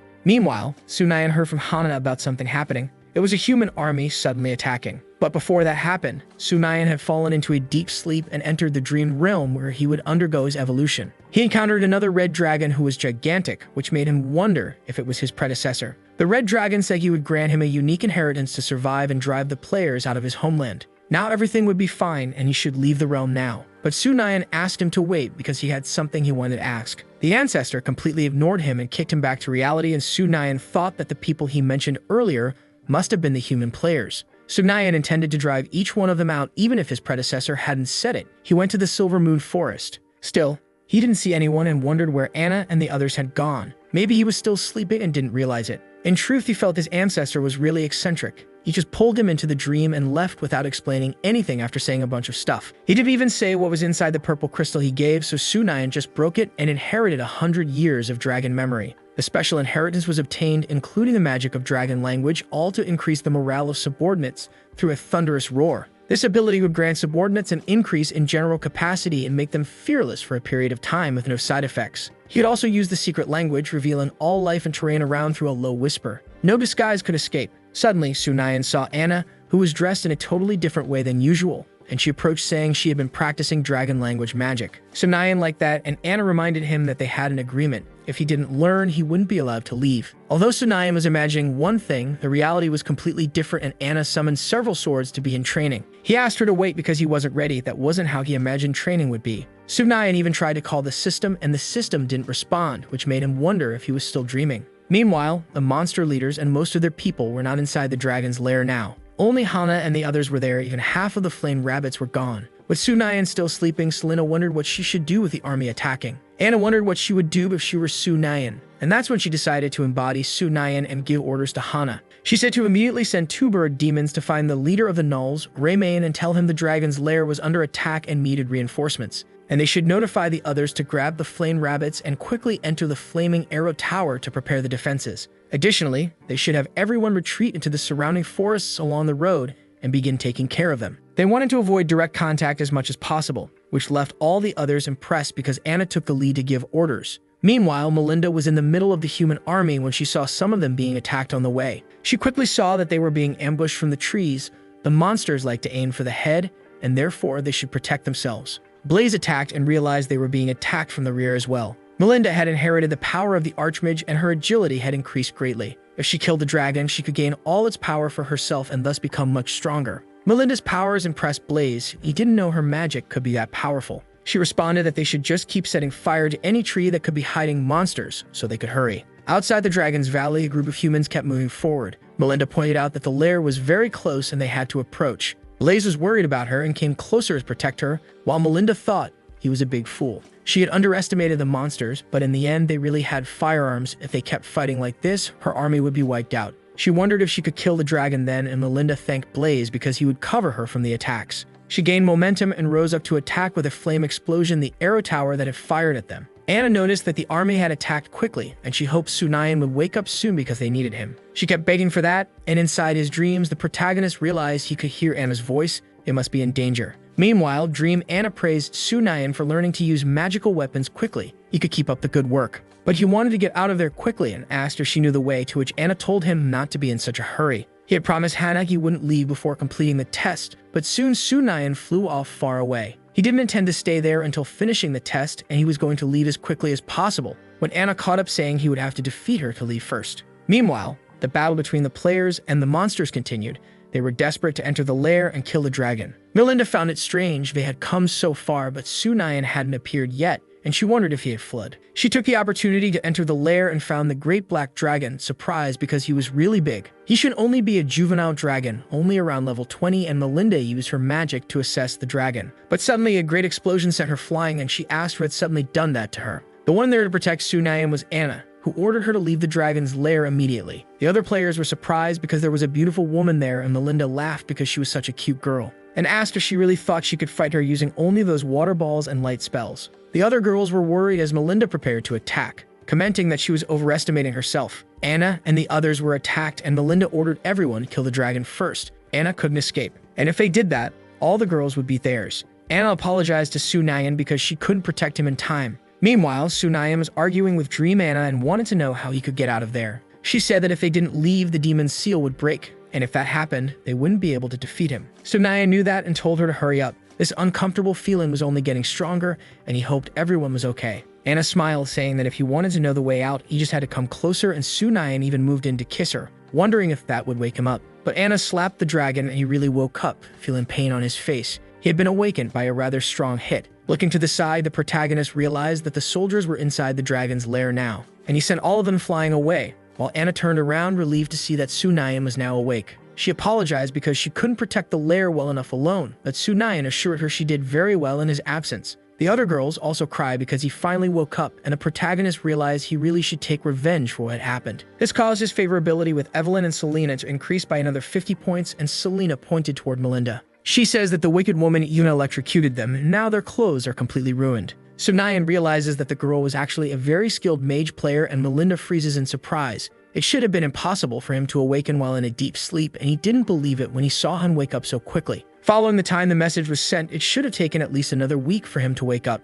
Melinda was definitely furious that Sunayan woke up so early, but he himself kept wondering how she even knew he was asleep. The other warriors got angry and fought among themselves until Sunayan made them all run away thinking he had gone mad. While they were fighting, Blaze appeared telling Melinda to flee with him. Now that the dragon had awakened, they could defeat it. Melinda refuses. She wouldn't miss such a good opportunity after all. Even if she failed, she would resurrect. Evelyn becomes enraged upon seeing the scum Blaze who abandoned her and sold her to the bandits before she could be found by Sunayan. Melinda uses an ice shock spell against them, and Anna shouts for the protagonist to be careful. Sunayan turns after feeling the weak attack and asks if it was Melinda who did it, but she didn't stop her attacks. She kept casting fire spells this time, but none of her spells work, and she questioned why. She wonders if after advancing once, Sunayan's resistance had increased to such a level, she didn't even know how they could defeat him. The protagonist fires an attack, but instead of killing her, Sunayan decides to restrain Melinda because he intended to make her suffer for what she had done. All because she touched his people, Melinda was relieved that at least the game had those mechanics. She could take her own life and be reborn. But Sunayan uses his ability to make her drop her weapon, thinking about dying wouldn't be that easy. When Sunayan was alone with Melinda,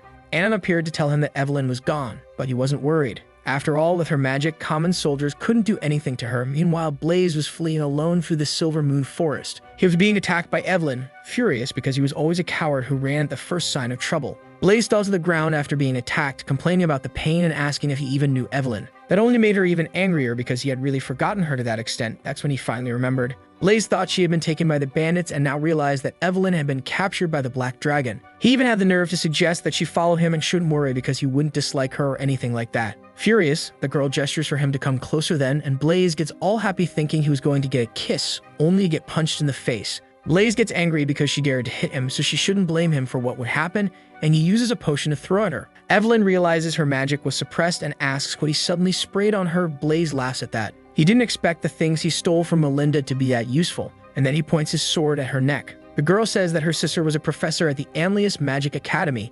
If he killed her, he could be hunted by the academy. That couldn't matter less to him if her sister asked. He'd just say the Black Dragon got tired of playing with her and ate her. And that's how he finished off Evelyn. Meanwhile, outside the dragon's lair, Sunayan went after all the others who were running trying to escape. He uses his abilities to paralyze his enemies and disarm them, leaving the players confused about what had just happened. Anna watches from a distance, enchanted because poor Curry and the others were returning. Sunayan responds that she shouldn't look or she'd end up seeing a pigsty. Instead, he recommends the two of them return to the dragon's lair. He could handle this on his own. Porter Currybo is apologizing for being late, and Sunayan replies that it's okay, it wasn't their fault. They say they found Blaze in the forest when they returned, and also Evelyn's corpse, which enrages Sunayan. And Blaze even says that she actually just bumped into his sword by accident, shamelessly pretending. But as long as they let him go, he could reveal a secret that Sunayan would surely be interested in after everything. He says that Melinda was the one who tricked him into going there to kill the dragon. She also killed the great mage Masanti and is now the leader of Village 6.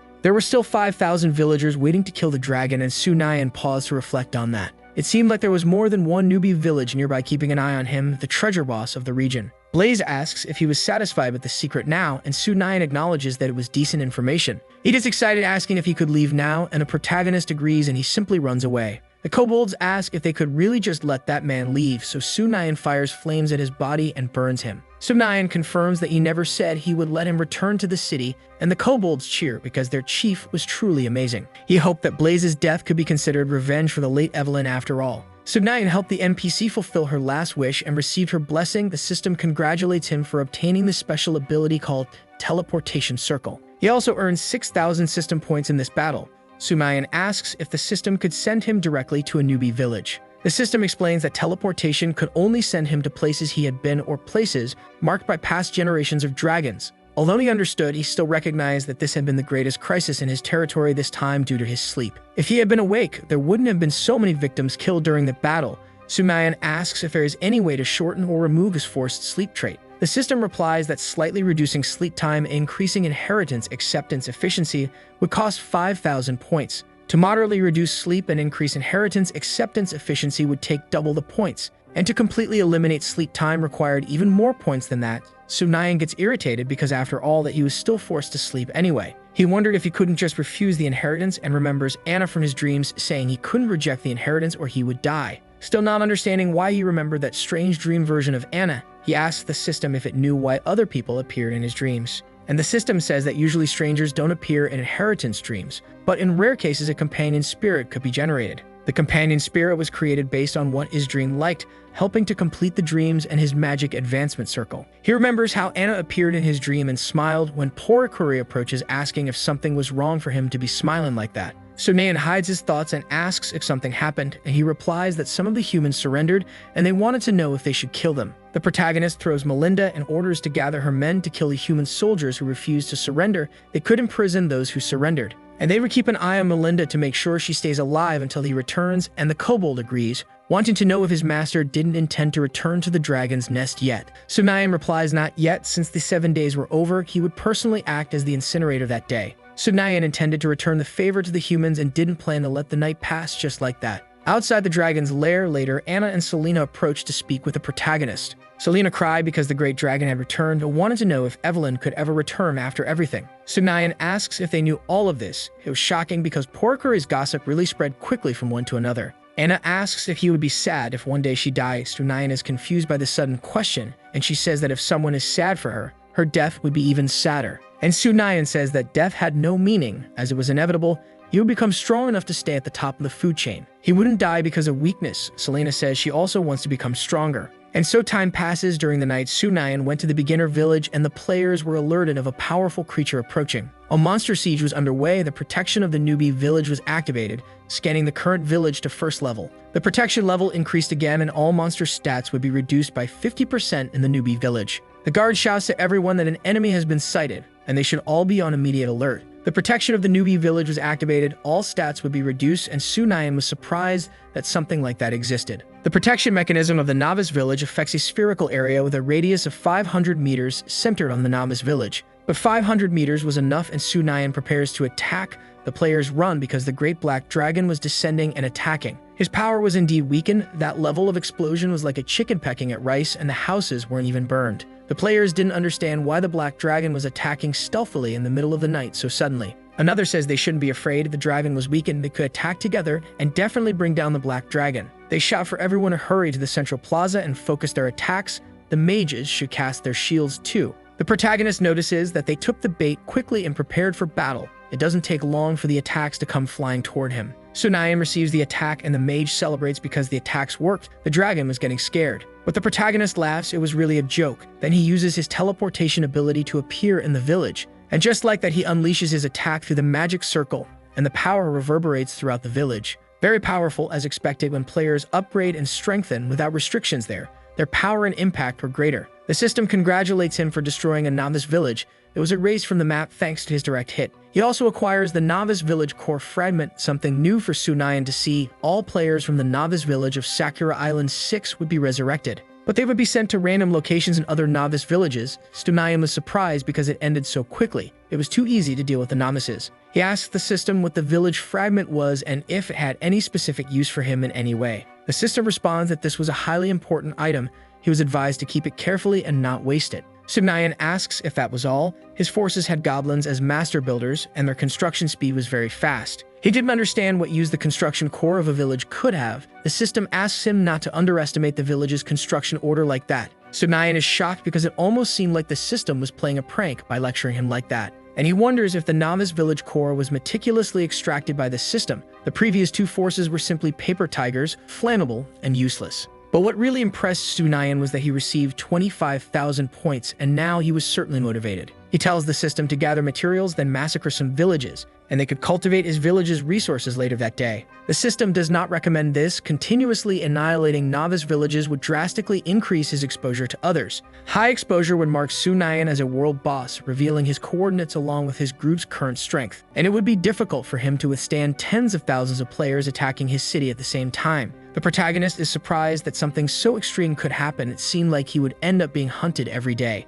But in any case, he decides to let it go. He would be merciful and could spare their lives for now. He asks the system how he could collect novice village core fragments since destroying villages increased exposure. And the system reports that novice villages were only the beginning. Many other novice villages would be destroyed in the future, and the host could temporarily hide under the light of the most powerful individuals that appear. In other words, the system just told him to shut up and do nothing. This world was really backward. The news was incredibly isolated and fragmented, and the system says that Sunayan has the law of the sacrifice ritual. Therefore, he could send and develop followers to understand the movements of the entire continent. Sunayan asks if this sacrifice ritual was like the previous summoning, and when he could receive a summons. The system says that due to Sunayan's current low level, he couldn't choose independently. He could only wait. The protagonist returns to the Silver Moon Forest and sees Anna at the top of the cliff, which makes him shout for her not to jump. She ends up getting scared and falls into the water, just as another girl was in the water and screamed in surprise. Sunayan realizes that they were in the middle of a bath while she and Selena were bathing. Suddenly, the protagonist froze.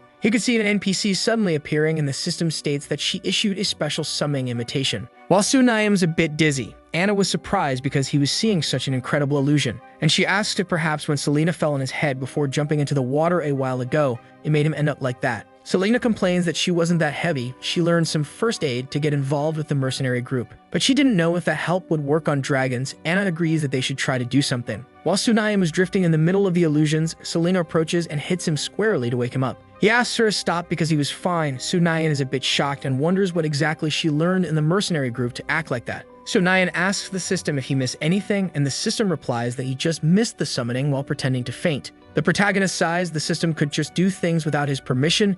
Now he missed the chance to interact with that NPC after his shock. He then asks Selena if men and women could bathe together, and she agrees. There are hot springs in the main cities of every country. They even organize tug-of-war competitions, sometimes in the hot springs, and everyone participates. That immediately motivated Sunayan to hold a tug-of-war competition in the hot springs that very day. Selena didn't know where they could find a hot spring, and he replies that it was just a hot spring. And Sunayan asks the system if it could upgrade with something useful, maybe a heater or something like that. The system says that it could mainly provide transformation services. The purpose of the shop was to increase Sunayan's happiness. Still, he himself didn't seem happy at all now. He complains that if only there were a resource to complain to the system, things would be better. The system just stays quiet until Sunayan asks how many system points it costs to upgrade and modify the explosive dragon form. The system replies that upgrading and modifying the explosive dragon form required 9,000 system points, and now he had enough points for that. Sunayan decides to begin. Then the system alerts that this transformation required the addition of a molten heart,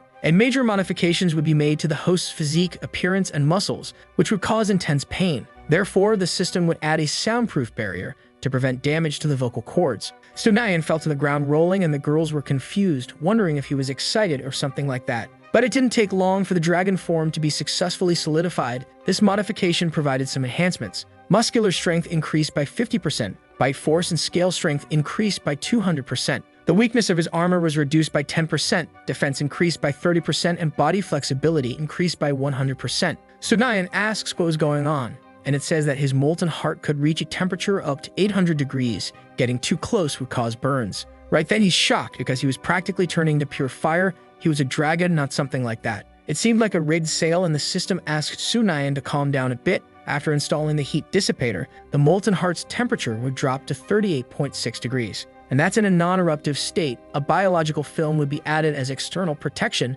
to prevent others nearby from being affected. It no longer felt hot, and a refreshing breeze sensation made him feel good. Although it cost little, it was quite pleasant. The system congratulates him for successfully completing the explosion transformation. It increased his overall combat power by 50%. Sunayan feels like it wasn't bad at all, and he asks what the system meant by overall explosive power. The system suggests he breathe a little air, and that was enough to release fire, which made Selena complain because he ruined her clothes with the heat. With the addition of a water-cooled radiator, his body could automatically adjust the temperature of the fire jet. Sunayan asks why they suddenly ran to the water, and Selena says obviously because he ruined their clothes. The protagonist realizes he had never seen Anna wearing a swimsuit before, and in this system he sees there were only a few options. Soon he buys 3 swimsuits in the system and gets in the water himself, not believing there were actually large swimsuits for dragons. The girls enjoy the water, which was really comfortable. Swimming down there was free and fun for Selena. And the clothes called swimsuits were quite suitable for swimming. Sunayan suggests they could start a tug of war now.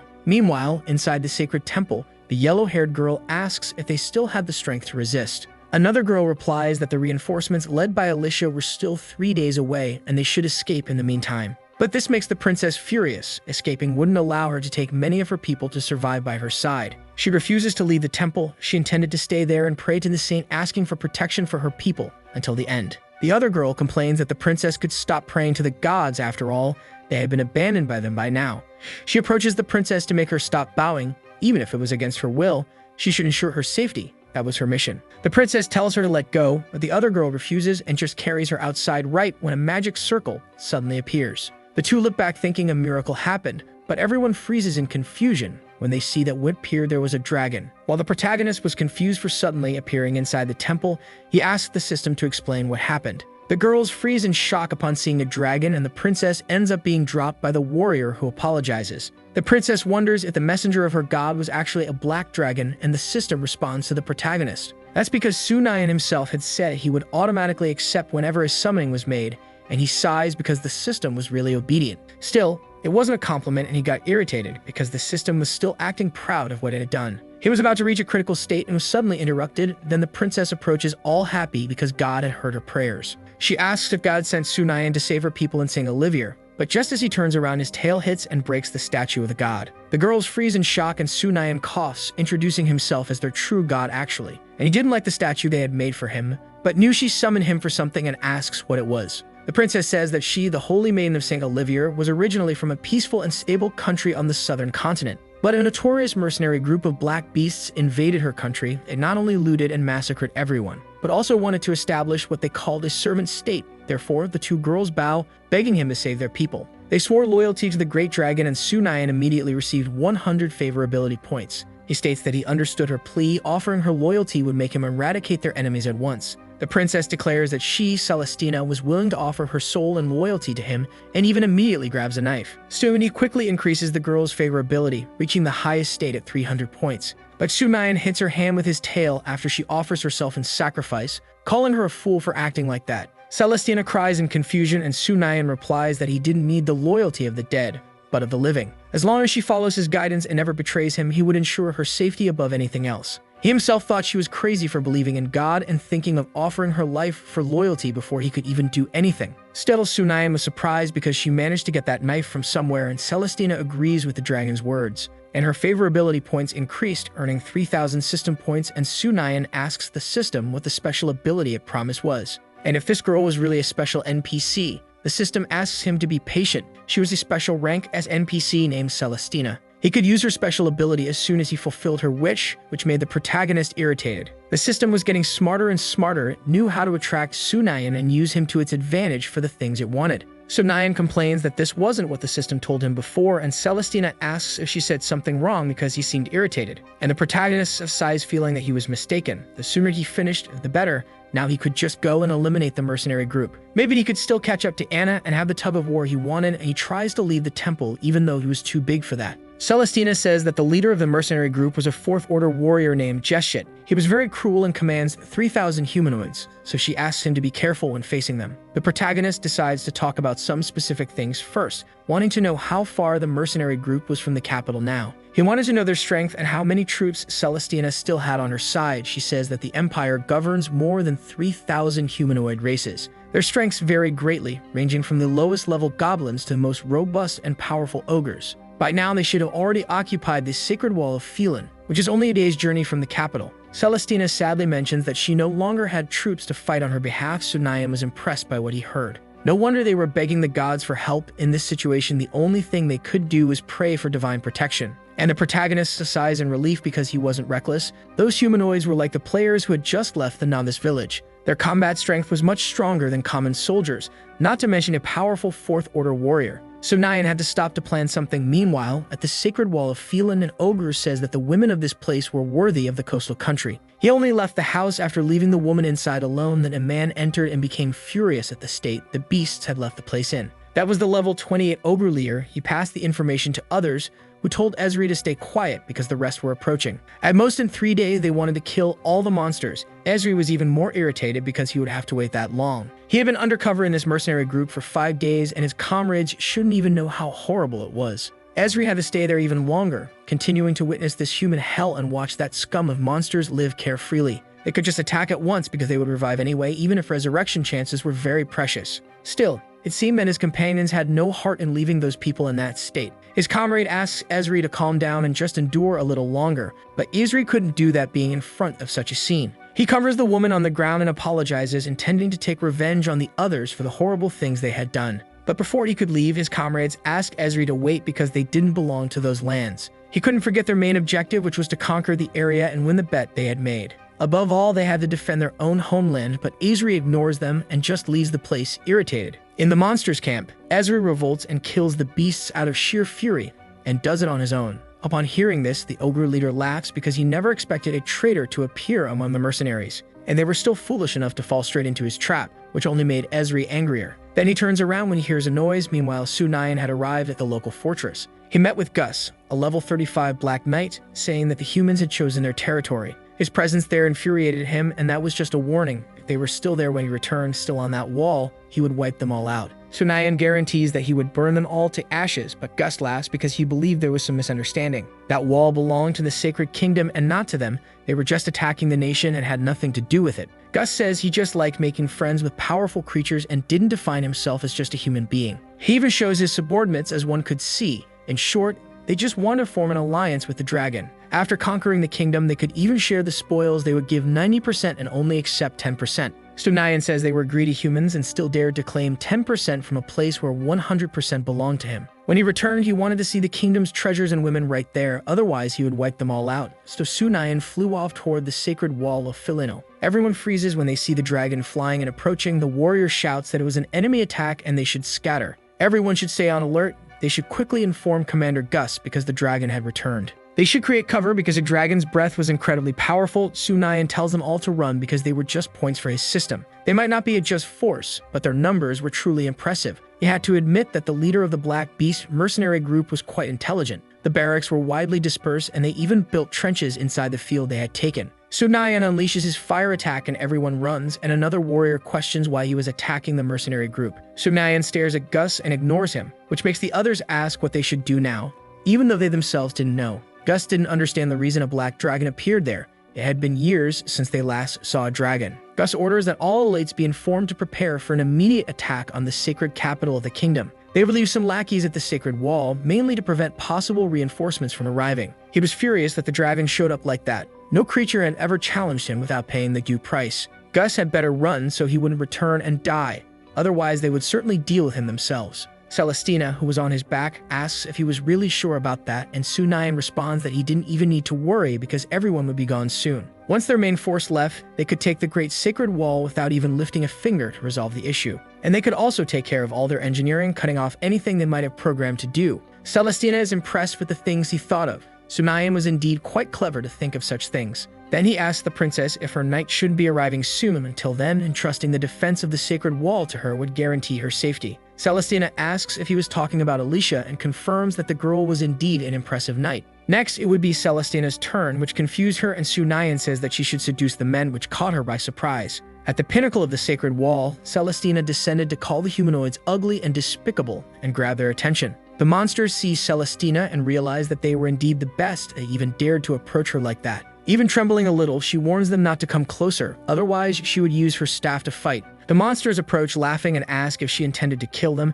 Celestina asks how they knew what she was about to say. They approach to grab her and she steps back saying not to touch her, and Celestina begs Sunayan to save her. That's when a great explosion happens, distracting the monsters. It was Sunayan who showed up at that moment. He burns the two monsters, and meanwhile Ezri had managed to escape, not believing that a black dragon could really have appeared so suddenly. Suddenly, he hears his comrades calling and asking what the situation was inside the city. They want a report right away. Turning around, Ezri realizes that some people were dead and reports to his comrades that the mercenary group was heading toward the royal capital. There was no need for him to stay hidden in the capital any longer, which made his comrades worried, wondering the reason. Maybe he would be exposed. And Ezri replies that it wasn't a matter of being exposed or not. The entire Black Beast mercenary group was attacked by a black dragon and suffered heavy losses. And the black dragon still intended to return to finish everything and everyone. He suspected Gus wouldn't dare delay and would directly attack the royal capital. They wouldn't even stop to play in the villages along the way. Meanwhile, in the Celestial Dynasty's Novice village,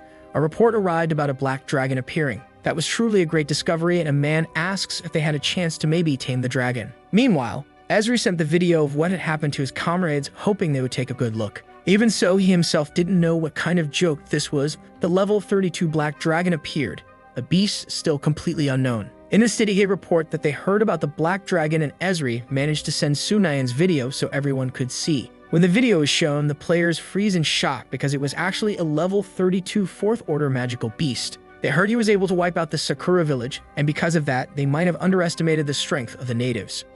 Especially some legendary creatures. One of them asked if it wasn't a bit of an exaggeration to say they were guarding the sacred wall. Esri's report mentioned only a little of this, but powerful magical beasts weren't that scary. What was truly concerning about them was that they had intelligence similar to a dragon's in particular. They could notice this if they observed carefully. The dragon returned intentionally, and also knew how to use flanking attacks. If all legendary creatures in other worlds were like this, they feared it would be hard to win the bet at this rate, which meant they would not only need to subdue the natives of the world, but also the magical beast itself. With that, all players received updated information that a new world boss had appeared. Meanwhile, Celestina asked what they should do next, since from the sacred wall to the capital, the great dragon would take about a day and a half to arrive. Sunayan replied that she should ask her subordinates to notify the villagers to stay inside their homes and avoid unnecessary casualties. They could only wait there, and she agreed with his instructions. When the system notified Sunayan that a new world boss had appeared, the protagonist became curious to see who the unlucky one was that had been marked as the world boss so quickly.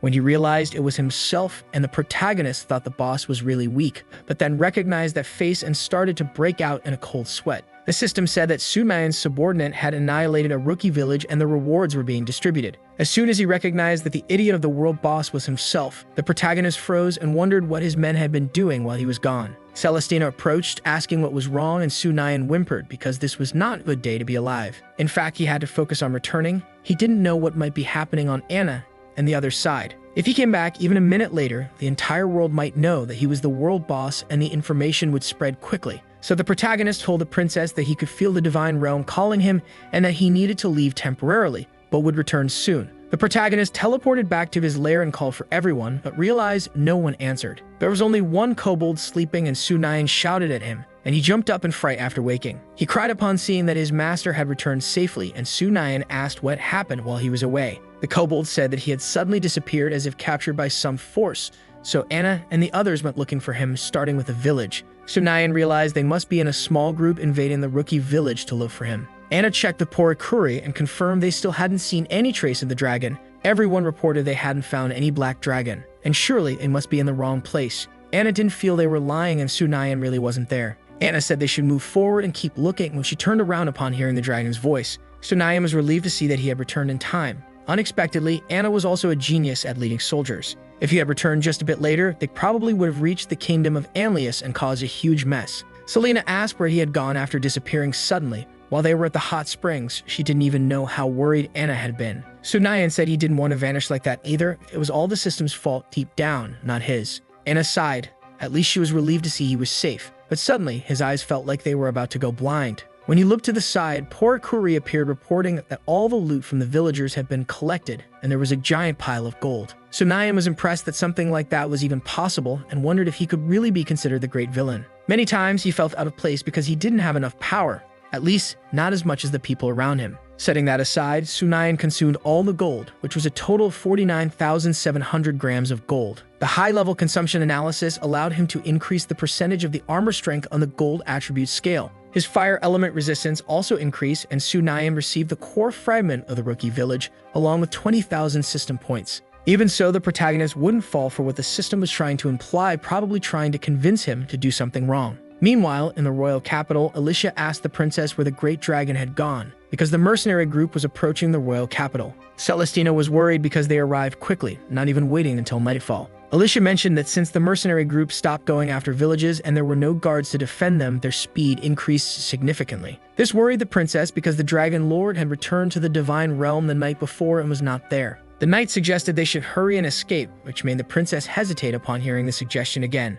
Meanwhile, Gus and a companion arrived at the place where the royal capital of the kingdom they were to invade should have been. But something didn't seem right. They passed through all the villages but didn't find even a sign of an army. No one even came out to resist the invasions, and they asked if it could be possible that everyone escaped in advance. That's when they all froze as Celestina appeared, enchanted by the gaze of that girl, the saint who appeared on the city walls. Several other girls appeared from within the kingdom, and the mercenaries got excited to attack the city immediately. They didn't have many troops left, only that small number of walls, and they could easily crush them. Gus shouted for them all to shut up. It seemed like they had followed him for so long but left their brains in their pants from being so stupid. Obviously something was wrong. There had to be a trap for all of them to be inviting them in like that. He ordered one of his warriors to gather all the troops to guard the moat. They would attack the city and cut off the supply lines. In a few days, they would come out begging for them, and his soldier agreed that their commander truly was incredible. Only someone with such strategic brilliance could come up with such an impressive plan as his. Gus told Celestina to abandon her feelings and surrender now. She couldn't offer resistance and would willingly become his concubine,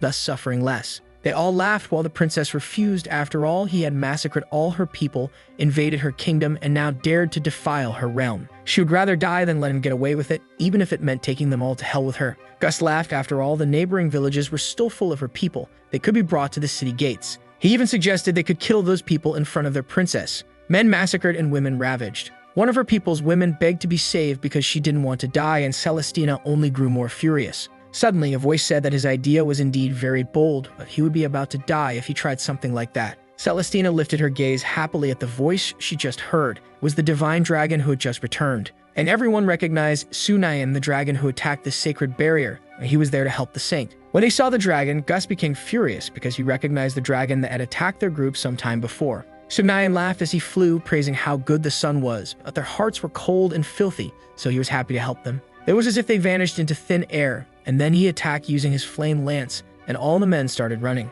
They couldn't stand still.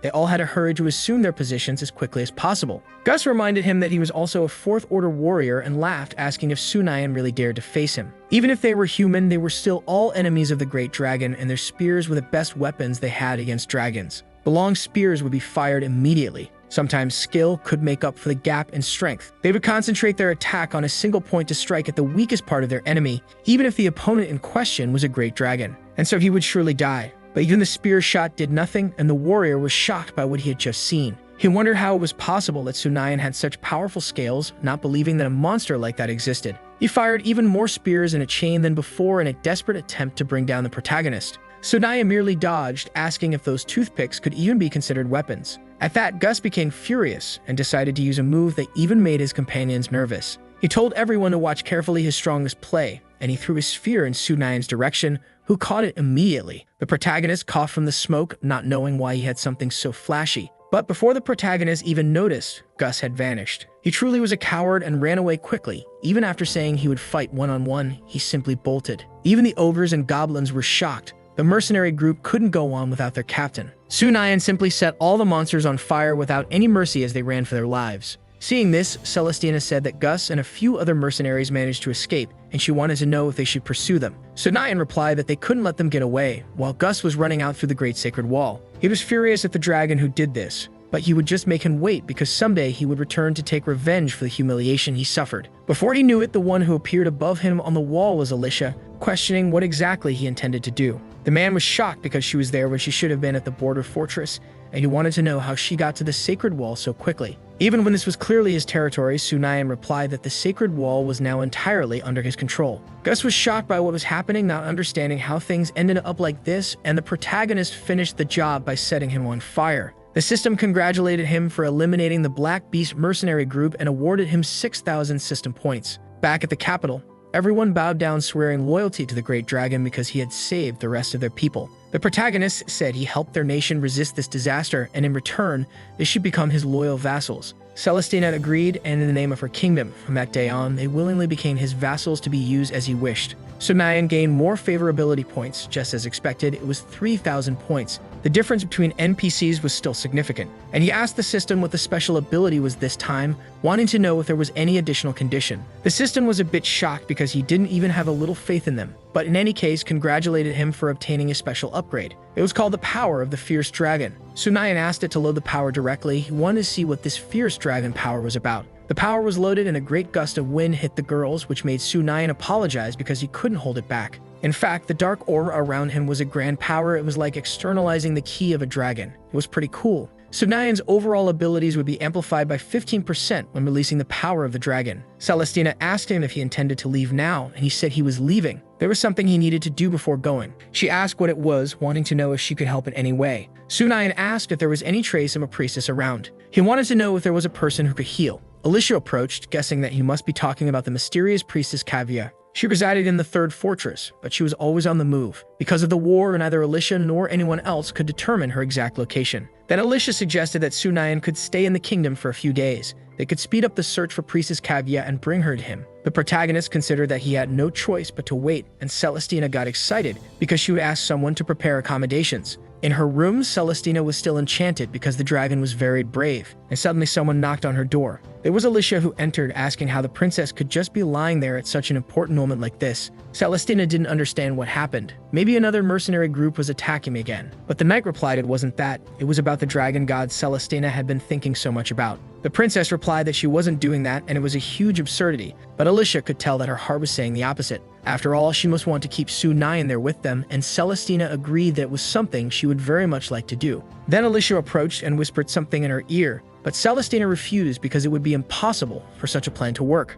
She could never do something like that with a god, and Alicia asked if she really planned to just let him leave. Even after being told the method to keep him there, she could still decide what to do and try. A little later, Celestina hoped Sunayan wouldn't be angry about it, but the thought of him leaving made her sad. Anyway, she could end up dying, so she ran to the dragon god's room because she wanted to make a request. The protagonist was surprised to see Celestina there, who appeared saying she wanted to be with him. And besides that, she asked if he could understand her feelings so she could even be called by her name. Sunayan was a bit shocked, but he also felt Anna behind him, furious, and he asked the system what was going on. He didn't know how long Celestina had been acting like that, and whether there was a way to save her. The system told Sunayan that he could remain calm, as it might be related only to his dragon aura. It had a huge impact on those who had a contract with him, which led to that situation where everyone adored him. So he asked if there was anything he could do to save her even by using his dragon breath, and the system warned that yes, there was. After all, she was a special female S-rank NPC. Killing her directly would only grant him her 4th level magical abilities,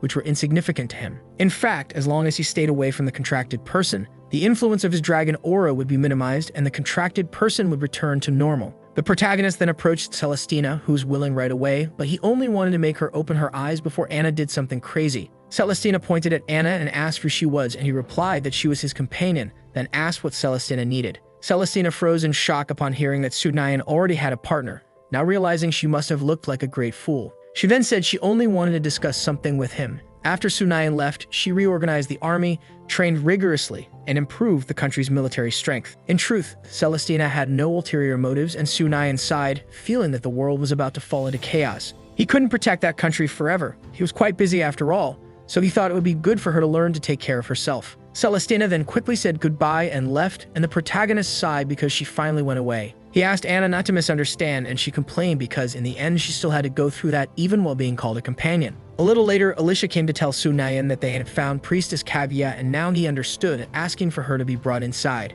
Soon they brought a carriage into the room, and the protagonist didn't understand how that could be so terrifying, even in a Western world. The priestess apologized, but she couldn't meet with other people directly, so she hoped Sunayan could understand. It was weird because Kavya couldn't show her face, and he wondered if she was just ugly or maybe trying to be mysterious. Sunayan asked if she could treat illnesses, and Kavya agreed, and he asked if she could check what was wrong with Anna's body. He brought Anna into the carriage, where Kavya mentioned there were too many people there and it wasn't a suitable place to examine her. The protagonist told everyone to leave now and asked Kavya if it was a little better now. Anna clung to Sunayan, a bit afraid of what might happen during that evaluation. But he assured her she didn't need to be afraid because he would be with her. After all, Anna's resistance wouldn't last more than a week at this rate. If they didn't find a solution soon, it was estimated that her HP would start to collapse in less than a month. Sunayan said it would just be a quick check and told Anna to take it easy as no danger would approach her. She ended up being drawn to the cute cats near the carriage. When Anna approached to pet one, it suddenly grew huge, to the point of looking like a person. She was frightened by what she saw. The cat approached and opened its mouth as if to swallow Anna,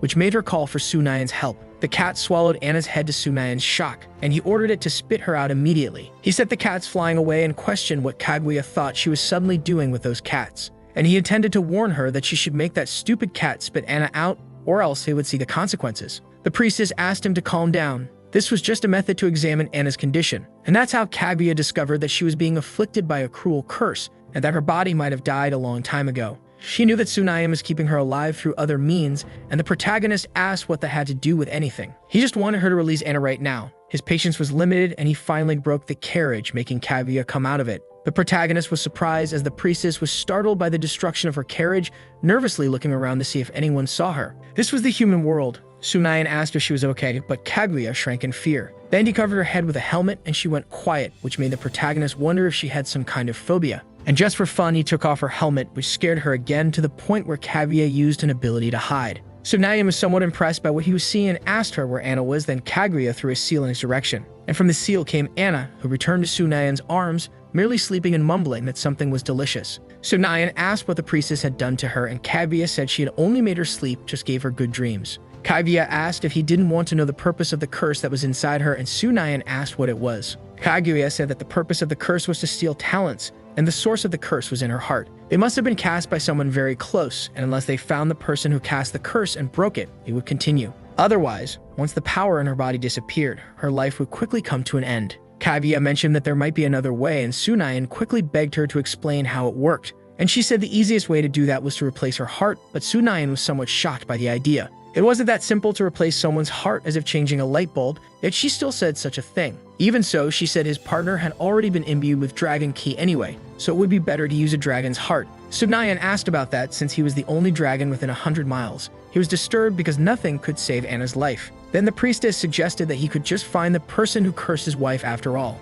But he replied that he couldn't do that. If Kaguya herself could handle the situation, he would give a great reward. She replied that she could try her best, but couldn't guarantee she could find the person who caused the curse. Kaguya used a seal to try to locate the one who cast the curse, and the seal stuck to Anna's body. Suddenly, a huge creature appeared and scared Kaguya, and the power even shattered the place where she was hiding. Tsunayan ran to catch her before she could fall and asked if she saw anything using her seal. The protagonist said that she had failed. The power behind the curse was too strong, they should forget about it. Even if they knew who cast the curse, by the time they found them, it would be too late to make it worthwhile. Tsunayan asked the system if there was a way to create more hearts, and it replied that the system could create any kind of heart he wanted. The protagonist was surprised, and the system continued saying that mechanical, demonic, or even god hearts were possible, as long as there were enough system points.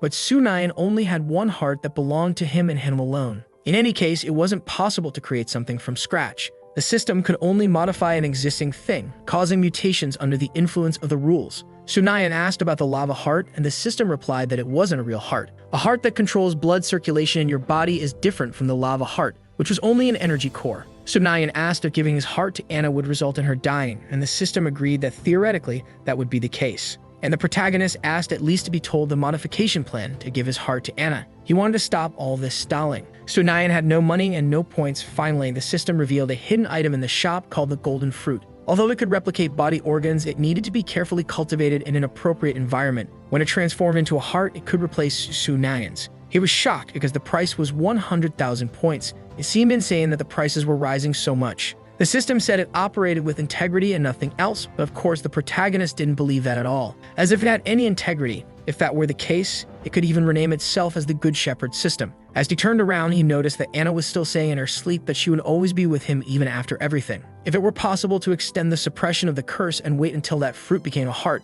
then Anna's curse could be saved. Tsunayan asked Kaguya if they could extend the time of suppression for Anna's curse, since they couldn't find who had cast it. The priestess said there was a method in ancient texts, but it required that the two of them be completely honest with each other. Tsunayan immediately became emotional and asked exactly what he had to do, and Kaguya asked if he was truly willing to do this. And he laughed since honesty wasn't a simple thing, which made her agree that, as expected of the divine dragon, he had done the right thing. In that case, they could now bind the link between the two of them. Tsunayan asked if she would be joining them as well, and Kaguya mentioned that in truth she was just an observer responsible for opening the formation and activating the bond. Once the bond was activated, the life force of the weaker one would be used to sustain the life of the dying, and she asked again if he felt ready. Tsunayan felt it would be a rather complex situation and agreed that they could start immediately because he was ready. She said that according to ancient records before beginning, a rope needed to be placed on the body. The protagonist was somewhat shocked by this and asked if the ancient texts were really that exciting and if they could even be trusted. Kaguya ignored him and began the process. Few in the world could achieve the level of honesty required. All to be able to reveal all the secrets of the divine dragon's past without reservation, and she admired the sincerity of his courage. Tsunayan realized that complete honesty was a little different from what he imagined.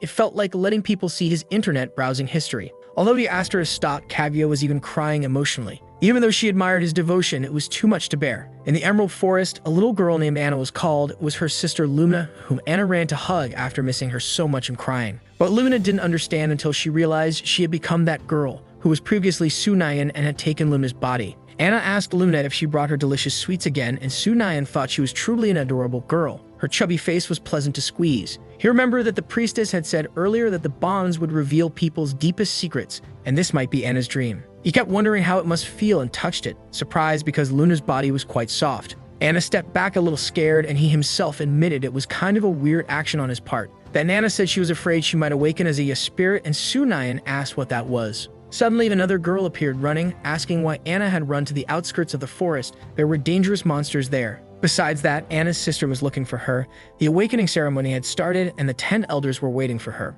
Anna was surprised to hear from Jia that the awakening ceremony had begun, and Jia mentioned that she didn't need to worry. Anna would surely awaken as a noble spirit, and so the three returned to the place where several people were gathered. Sunayan felt the dream change scenes. As expected, the place shifted according to the dreamer's perspective. A man told Anna that this was the 10th awakening insight, and she should be insightful by now. If she failed again, she would lose her qualification to continue studying at the elite academy, and she and her family would be expelled from the central area of the Emerald Forest. Anna agreed. Even though she was sad, she would certainly work to gain more insights. But the man called her a disgrace and slapped her face. 10 times was a real waste of the wild resources granted by the great Emperor Shui. Not even a bit of success. Anna was a great disgrace to the spirits, until Luna stepped forward to confront the old man for what he did. After Luna defended Anna from the old man, he openly declared that she and her family would be expelled from the central region and forced to live outside the Emerald Forest. But Luna assured Anna not to worry. They had managed to drive away those fools who messed with her. A little later,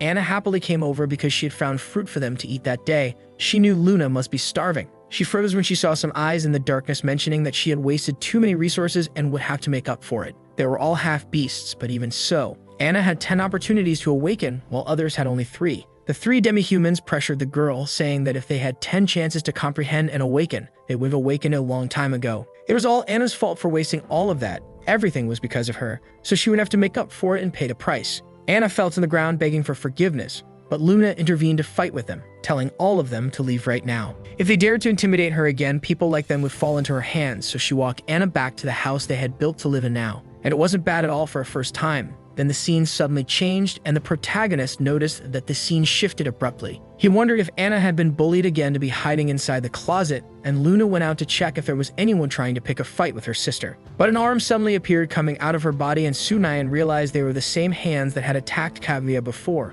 In the real world, the protagonist woke up as a dragon and saw Hannah crying, begging him not to die because of her. Beside them, a figure said it was useless. The divine dragon was not going to wake up, and Anna turned frightened in that direction. There was the priestess explaining that the divine dragon had fallen into a deep sleep to save her from her curse. Anna didn't understand why. He didn't mean to do any of that because she wasn't someone worth sacrificing for. Sunayan felt there were still benefits to pretending to sleep and accepted her hugs. Anna asked how they could wake up the dragon, and Kaguya suggested that maybe they could just try talking to him. So Anna said she had a strange dream. She dreamed of a shiny iron board and some images of women in swimsuits, heard someone talk about a 32G compressed file and browsing history. These were things she had never heard before, but they sounded impressive, and Sunayan immediately woke up, pulling away to Anna's relief. Kaguya was shocked because talking to him had actually worked. The truth was that while Sunayan was seeing Anna's past, she had seen parts of his. Anna asked what he was saying just a moment ago, and Sunayan replied that it was nothing. He was just mourning his lost youth. In the sacred temple in the royal capital, they made a statue in honor of the divine dragon, and Celestina showed it to Sunayan to see how much they revered him. She intended to look at his heroic figure every day and offer her blessings and prayers as she always had. Sunayan wondered if she at least couldn't have chosen a better pose than that one, which was anything but dignified. Celestina asked if he couldn't stay a little longer this time. He mentioned that he thought this place was stable now and that he should return. That's because Anna was watching everything and clearly got irritated whenever Celestina got too close or said suggestive things. Still, she was sad because Sunayan would be leaving so soon and said she would miss him. Back at the dragon's lair, the protagonist realized that the time he spent away wasn't bad at all. Barely any time had passed since he left. Until then, the monsters were living quite orderly lives, and Porikuri was moved to see that his lord had finally returned. The protagonist asked to wait because they could talk about some things later. He was a bit tired after the trip. When Sunayan lay down, Anna asked him what was wrong, worried that he might be feeling unwell in some way. The protagonist replied that he was fine, just a bit tired after everything that had happened. He felt like he had a fever and his head was dizzy. Sunayan asked the system if dragons could get sick, and the system offered something to help relieve some of his pain. The protagonist was surprised because he was suffering from a weakened version of Anna's pain. It was hard to imagine how much she must have suffered before. That's when he froze seeing Anna approach. She asked him not to move, she was just measuring his body temperature. She acknowledged that his body was warm, and Sunayan mentioned that a dragon's body temperature was still different from that of a normal person. Anna stepped back, stammering that she knew that, and asked him to wait a bit because she would prepare some medicinal soup. She remembered Kaguya saying earlier that if Sunayan ever felt discomfort, he could try the insects because they were all nutritious. Beside her, Celestina was shocked, asking what she was doing with those things, and Anna proudly said it was medicinal soup for Sunayan. These were just some medicinal ingredients. Meanwhile, in the beginner village of Sakura 2, the humans were recovering. A man was fascinated with a kobold head and wondered where he should put it on display. Suddenly, a man burst into the room reporting that there was a player named George wanting to see him, and he complained because he was enjoying the art and told him to go away at once, yet the subordinate mentioned that his lord might like the news. That's because the person in question knew the whereabouts of a dragon, and the man became curious, ordering them to bring this person inside. In parallel in the dragon's lair, Anna returned to find Sunayan with a wicked smile to wake him up and give him his medicine. He says that he used to endure all his illnesses alone, but now there was someone who cared about him. He was touched because Anna was so considerate. When he saw the soup she had prepared, Sunayan asked if it wasn't a bit too early to play dead to the point of meaning to eat that. Even so, Anna asked the protagonist to drink it quickly, as she had been preparing it for a long time. Selena appeared, questioning whether Sunayan really intended to disregard everything she had prepared. After all, she had spent the whole night taking care of him. The protagonist laughs, agreeing that he would never do that, even though it was true that he had been smelling something burnt for a while and was curious about what it was. But anyway, if he died, nothing would change, so Sunayan ate the soup all at once without thinking too much. That taste was so bad it felt like death itself, and he seriously suspected Anna was getting revenge because he forced her to take medicine in the past. Anna smiles, telling the dragon not to drink so quickly. There was still an entire cauldron for them to enjoy and eat together, which shocked him. Back in the Sakura village, a player mentions that he heard that man was incredibly brave. Then suddenly the player felt pain in his knee, being forced to kneel, and the man smiled because he hated seeing the face of the weak. He had heard that player had been beaten up by a group of low-level monsters in the previous Sakura village. The player stammers that it wasn't quite like that. The monsters might have been influenced by the black dragon and had become very powerful, practically demonic. Therefore, he asked the man to let him join him. He would take him to the black dragon's lair and give information. The man asks if the player still didn't know because the black dragon he was talking about was at the top of the world boss list. Still, he questions why he wanted to join them that day, and the player agrees because Sunayan also had a half-beast with him. Her figure and appearance were excellent. The player says the man would love to have her head in his collection. He shows a photo of the half-demon and the man instantly becomes interested. She got smooth fur, fluffy ears, and pure white, a perfect work of art. She should be placed on the right side, and the dragon's head would go on the left side of his display. The man became motivated, imagining both their heads beside his throne, and the player thinks that now the real show was about to begin, no matter which side wins. During the night, Sunayan and the girls slept together, and he ended up witnessing the scene of Selena squeezing something she shouldn't, and he kept wondering what exactly she was dreaming to do those things in front of everyone. Anna had clearly gotten tired after spending the whole night working on the medicine and should be exhausted. She should be allowed to rest. Sunayan picks up Selena and moves her away from Anna so she wouldn't touch her, hoping the girl was really asleep. Even though the previous day's medicine tasted awful, he ended up eating it all and felt much better that day. Poor Kuri appeared in the cave to report that the prisoners from the previous battle were being held on the back mountain and wanted to know how they should deal with them. Sunayan had completely forgotten about the prisoners of war and asks how many people there were, and he replies there were a total of 213 prisoners. It was a frightening number, and the protagonist asks what they were eating while Sunayan had been away all this time. Portakuri replies that he didn't know, hadn't considered it, but if they did nothing, they might end up eating the grass from the trees, they gnawed their roots and stripped the flowers. Hearing all this made Sunayan hope that none of them had accidentally starved to death, and he says they should go check the situation. They refer to the architectural style of Sakura Village number 1 of the Wind Prison when building that prison. Not only that, he had his men take turns watching the cells every day. Each of those demons and beasts, although silent, was restrained by the Dark House who avoid chaos. Sunayan agrees that it was indeed a good idea. It seemed poor Kuri had a special talent for handling constructions. The grass was gnawed down to the ground, the soil cultivated like a machine had done it. The result was impressive. The protagonist thought it would be a good opportunity to make them farm. The standard of living and treatment for prisoners of war should be unmatched. Poor Kuri was impressed. He himself had never thought of any of that. but Sunayan was someone capable of reflecting on everything. He asks what exactly they should plant, so the protagonist opens the system to check the available options. He suggests they could plant potatoes, they were easy to grow, and the system recognizes when he purchases a large number of potato spores. Meanwhile, some men were inside a cave eating meat after hunting some animals. Two of them served a boss they would take care of the meat shield, but they had run out of food for the month, and the man tells the other two to leave. The two walk away sighing in frustration. They thought that following the strongest person on the team to the starting village would mean a life of luxury. But they never imagined that 1 month's worth of food for a normal person would last only a week because of how much he ate. The two think they should sneak away while they still could. Sooner or later, they would end up being eaten alive. Suddenly, a man appears asking what the two were talking about, scaring them as they quickly change the subject. They mention that they just received an invitation from the second Sakura village and were only wondering if he'd like to go. In parallel, the chief of Village 2 is talking with the others, and two of them ask if there was someone important enough to make them wait like that in the meeting. The chief tells everyone not to laugh. It wasn't that he didn't invite them, he just hadn't thought about it to begin with. Behind the chief, another massive player appears and asks if they were all talking about him now that he'd been invited. The chief was surprised and turned around asking who was there, not believing it when he appeared behind his chair.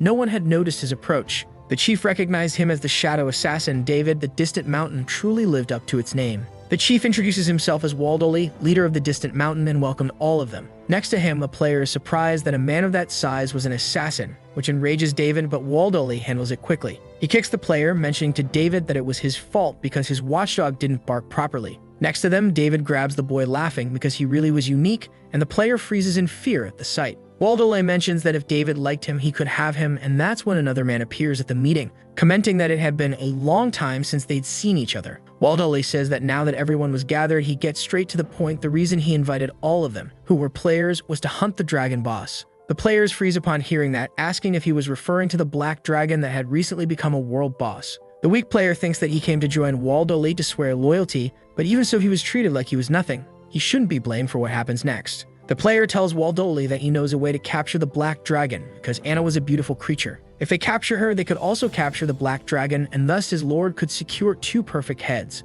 The player thinks they were all fools. Capturing Anna would only infuriate Sunayan, and they could only wait for their cruel end. In parallel, Anna sneezes and Sunayan asks what was wrong. Maybe she was still tired and got sick. After all, she had spent the entire afternoon preparing medicine the night before. She couldn't do that kind of thing again or she'd worry him. He was concerned that the girl might be getting sick again, but she replies that it was nothing. She just felt a very cold malice all of a sudden. Even so, Sunayan couldn't feel any malice, didn't find any outsiders trying to invade his space or anything like that. Maybe it was because Anna was sick, and this was a hint that he should hug her and comfort her for her supposed sentimentality. Then Anna says there was something she wanted to give him, and it was certainly something Sunayan had wanted for a long time. She shows that it was a key, and Sunayan asks if it was a key to a treasure chest. Anna agrees she received the treasure chest key from the mage Melinda. It really was amazing after all. Even so, Selena shows that she received many more keys than that. There was nothing special about Anna's keys. And Sunayan freezes in shock because suddenly they had managed to get that terrifying number of keys all of a sudden. Selena laughs. She just reassembled Jason's body parts and broke them again to get the keys. Meanwhile, Melinda was in prison complaining to Jason because it was all his fault. If it weren't for his false information, she would still be the great leader. Jason replies that she was the great useless one and still had the nerve to throw the blame on him like that. Melinda thinks things couldn't go on like this. She needed to think of a way to escape quickly as soon as possible. With that, she leans in to talk to Jason, trying to seduce him, which works successfully, and he says he only had 500 invasion points. All his other points were forced into buying the keys, but he refused to hand his over no matter what. Melinda was furious. They were practically dead there and could still use resurrection. They just needed to hand over a random key to trick the girl from before. Jason gets irritated because there's no way he'd do that again. His limbs were broken for a reason now. Then she had an idea, suggesting that Jason give her all his invasion points, and after escaping, she'd come back to save him. In parallel, Waldoli observes the Black Dragon's lair and orders George to go ahead and capture Anna, which shocks him. George gets nervous about it, but David immediately says he can't refuse. If he wants to join them, he has to prove his own skills. Besides, capturing Anna was his idea in the first place, and he had to prove himself useful. But he shouldn't worry because his talent was quite special. George freezes in fear when the assassin speaks that way. Then George invades the lair while the guards are asleep, surprised that none of them recognized him. When he enters the place, he finds Anna immediately, the person they had been searching for from the very beginning. In parallel, Melinda exchanged points with Jason and freed herself, and he says she could use invasion on him. He asks her not to forget to come back and save him, and she promises she would return to get him out of that situation. And at that very moment, Jason regrets it because Melinda strangles him to death, and she leaves just in time as, in parallel, Anna falls to the ground. One of the half-beasts approaches to help her, and she thanks him because she accidentally twisted her ankle. He doesn't understand why she was near the prison now, and Anna mentions that she dropped something when she arrived during the day. She also wanted to check if everyone was on guard diligently, and the Beastman reports that he was guarding seriously. Anna points to the side because she didn't see anyone on guard, and he quickly runs back to his post. In truth, that person wasn't Anna, but Melinda. She bought the metamorphosis potion, and now everyone saw her as that person. That way, Melinda would have a chance to escape, maybe even get close to the dragon and kill him herself. While she was walking, she suddenly bumped into George, who took the opportunity to take her, thinking she was the real Anna. Meanwhile, a kobold reports to Sunayan that he just saw Anna, and he replies that it would be impossible because she had been there the whole time. But when he turned around, he realized Anna had disappeared and immediately stood up, not knowing where she had gone so suddenly. The protagonist took flight looking for Anna, and the players pointed to the sky when they saw him above them. They got worried because they had been noticed, but David assures them they had nothing to worry about because no one could see them there. Another man says that Sunayan must be looking for Anna. It seemed that George had managed to fulfill his word. Waldoli comments that the boys seemed quite useful, but the other man says their situation was still not optimistic. Sunayan seemed different from the system's description, looked stronger, and was a 4th level magic beast. Waldoli draws his sword, suggesting it must be the strongest magic beast he had ever encountered, and they would all fall under his bloodlust without delay. Even if it were a 6th level dragon, among dragons there should be no difference. It was still a lamb for the slaughter, not to mention they had a secret weapon. Sunayan flew and landed calling out for Anna, until he turned and saw someone running toward him. Must have been a stealth suit that prevented him from noticing earlier. Waldoli attacks before Sunayan can say to wait and simply explodes everything. Delighted that he killed him with one strike, the dragon boss was nothing. The protagonist appears from above asking if that was really it, and Waldoli freezes in surprise because the dragon was supposed to be below. And suddenly he realizes his sword also disappeared along with his bloodlust, and Sunayan asks if he was talking about that broken blade. He throws it away, complaining that the man was very dishonorable, his leg went numb, and he even stumbled. Waldoli didn't even think something like that was possible, and he received notifications saying his power hit the target, but the attack failed. His bloodlust and Waldoli's sword had been taken. Now he had nothing left to fight back with. Sunayan calls him a despicable insect for daring to invade his territory and says he should just prepare to die right now. When you look back, the protagonist was attacked in the eye, but didn't feel anything because he was surprised to see he had been shot by a bullet. In the distance, the sniper was shocked because the dragon's scales were so tough that his bullet only managed to scratch the skin. Still, suddenly Sunayan disappeared, and the sniper wondered where he had gone, only for the dragon himself to appear behind him, asking if he was looking for him. He turns around trying to flee and shoots at the protagonist, who uses his ability to take the man's weapon at that exact moment. The player is shocked because his weapon went out of control and he couldn't use it, and Sunayan approaches to bite his body. But before he could end his life, Waldoli says to wait and asks if he wanted Anna to die. The girl was being held hostage by Waldoli, which made Sunayan release the player and demand Waldoli release Anna, or else he'd make them suffer a terrible death. Waldoli laughs because Sunayan really was terrifying and pushes Anna, saying he could go save her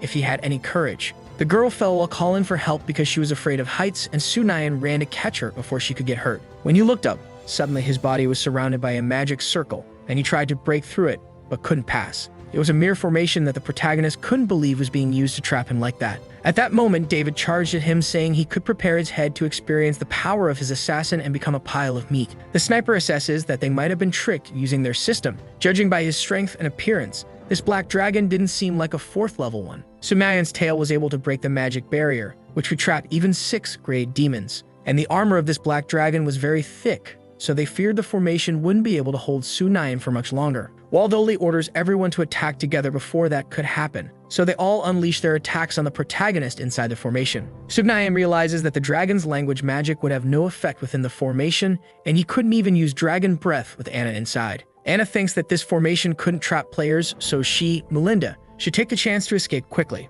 Melinda takes advantage to escape, but then something attacks her from behind, and she's shocked that such a thing happened. The protagonist and everyone turn in shock at what they had just seen, and Waldoli furiously asks who committed such an atrocity. One of the mages freezes since Waldoli himself had said for everyone to attack with full power, and they accidentally hit the girl. Waldoli yells that he said to attack the black dragon, not the girl, and Sunayan becomes furious, vowing to kill all of them. Everyone becomes terrified upon seeing his rage and wants to run and escape, and the protagonist breaks the barrier to get out of where he was. Sunayan unleashes flames at the mage who killed the girl Anna, and David uses his ability to create multiple copies of himself. He charges at the protagonist to try to kill him, attacking from various places at the same time. David thought it was a pity to use that ability just to escape, but at least he could hold the black dragon off for a while. At that moment, David starts running when Sunayan tells the system he wants to break and unlock the fusion of hearts. The Silver Moon Forest begins to erupt in a massive explosion of fire due to the black dragon's fury. The system congratulates the protagonist. He successfully killed all the invading players in just 1 minute.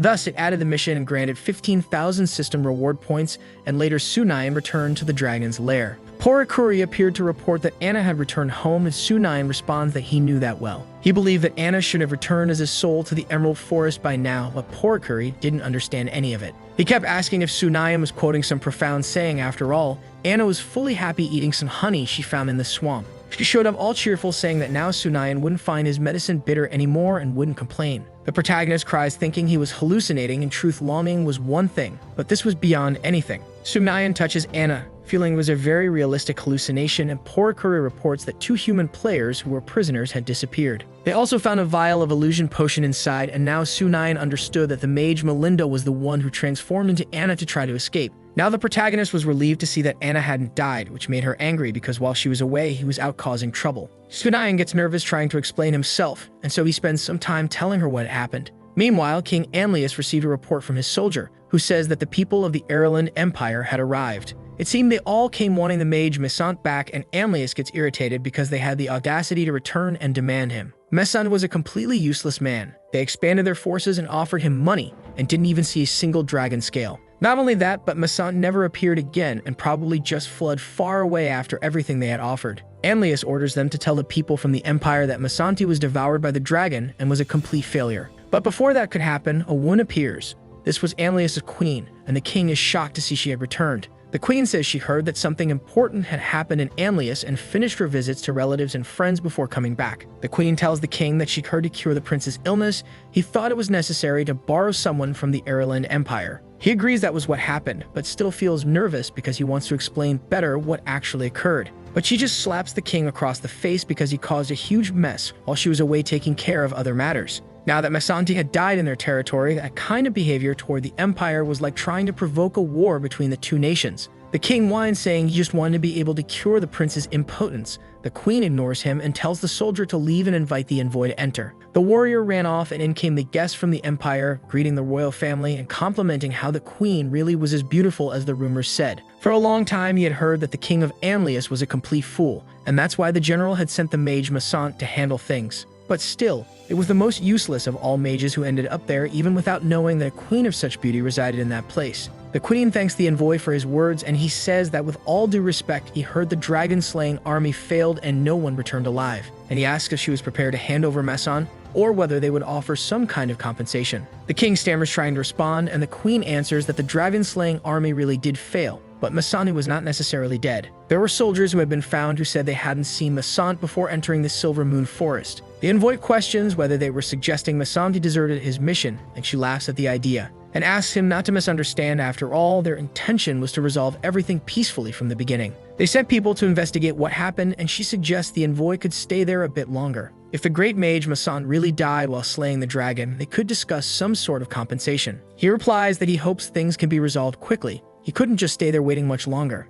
In parallel in the dragon's lair, Sunayan sighs because Anna hadn't spoken to him for 2 whole days. He asked the system which rookie villages were nearby. He planned to wipe them all out one by one so they'd never disturb him again. The system warns that doing so would cause him to be marked as a permanent boss, and a teleport matrix would be generated for players to use. That way, they could always come to Sunayan whenever they wanted. They could teleport directly to the Silver Moon Forest through the teleport matrix. This shocked the protagonist. Originally, he wanted to destroy the rookie villages to avoid future trouble, but that was even more dangerous. But if he couldn't attack rookie villages, he didn't know how he could earn system points and improve. Meanwhile, in the Novice City Dynasty, Isri was surprised when he saw the system had updated the boss information. He wonders whether the Black Dragon had ended up being killed, or perhaps even stronger monsters had begun to appear. It seemed the matter of facing the Black Dragon would have to be put on hold. He hoped at least that he was still alive because Sunayan was a worthy opponent. In parallel in the dragon's lair, it was detected that Sunayan's exposure had decreased due to unknown reasons, and he should investigate the cause himself. himself. With a hint, the system mentions that the decrease in exposure might be related to the appearance of heroic figures or epic monsters.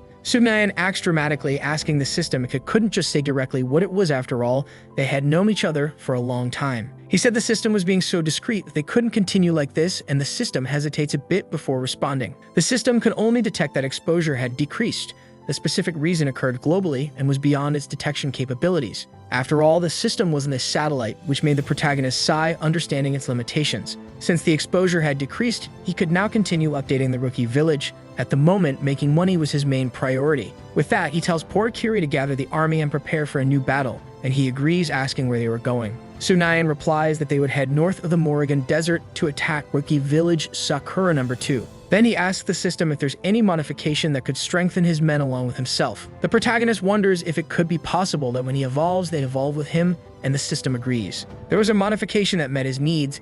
It was located on page 14,879, item 67 of neural modifications. The modification project was called Basic Sworn Will, and it cost 100,000 system points to activate. When Soo-nayeon installs the modification, it would promote the simultaneous evolution of 1,000 units whose life level was lower than his. The protagonist wonders if that kind of thing could really be suitable for a dragon like him, and he comments to the system that its current prices were too high, to which the system replies that it was simply fair and honest and no bargaining. Meanwhile, in the queen's palace, she was getting ready when someone appeared to greet her. The girl in question was Celestial, and the queen sends the maids away. No one was allowed to enter without her permission. Celestial mentions that she was wearing the bracelet her sister left behind before disappearing, and asks the queen if she was sure she could help find her sister.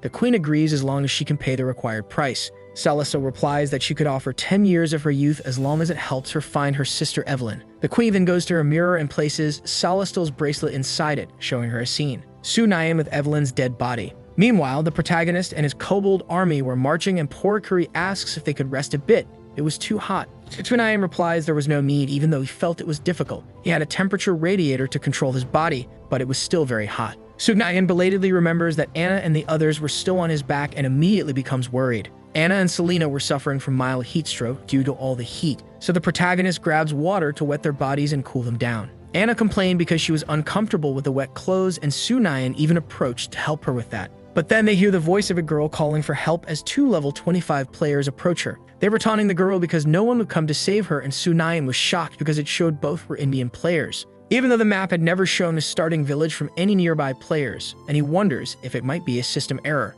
The system replies that since Soo-nayeon encountered this situation, it would provide an explanation. Players from different worlds have different faction abilities. The Indian faction's ability was to hide the starting village's location. It was known that the Sakura faction's ability was martial spirit, boosting team morale and providing a fearless mindset this way. The Pretty faction's ability was technological analysis, increasing technological creativity, and the host might have seen the firearms they created. Soo-nayeon was impressed because faction abilities could be so incredible. No wonder nothing showed up on the map. Soo-nayeon asks what the starting village abilities were for other factions, and the system says that since he hadn't had close contact with players from other factions, it was unknown. Meanwhile, the girl had her clothes torn and thought they were asking for death, but before she could attack, it was Soo-nayeon who intervened right away. He strikes both men while the girl is surprised to be rescued by a dragon. He holds her while Sala still is happy because she had finally found him. That was faster than expected. Shortly after, the two players emerged from the water, not knowing who had dared to send them flying like that. As they got out of the water, they realized it was a huge dragon. Soo-nayeon simply attacked the men and drove them away. Sala still thought about how people said dragons were inherently lustful.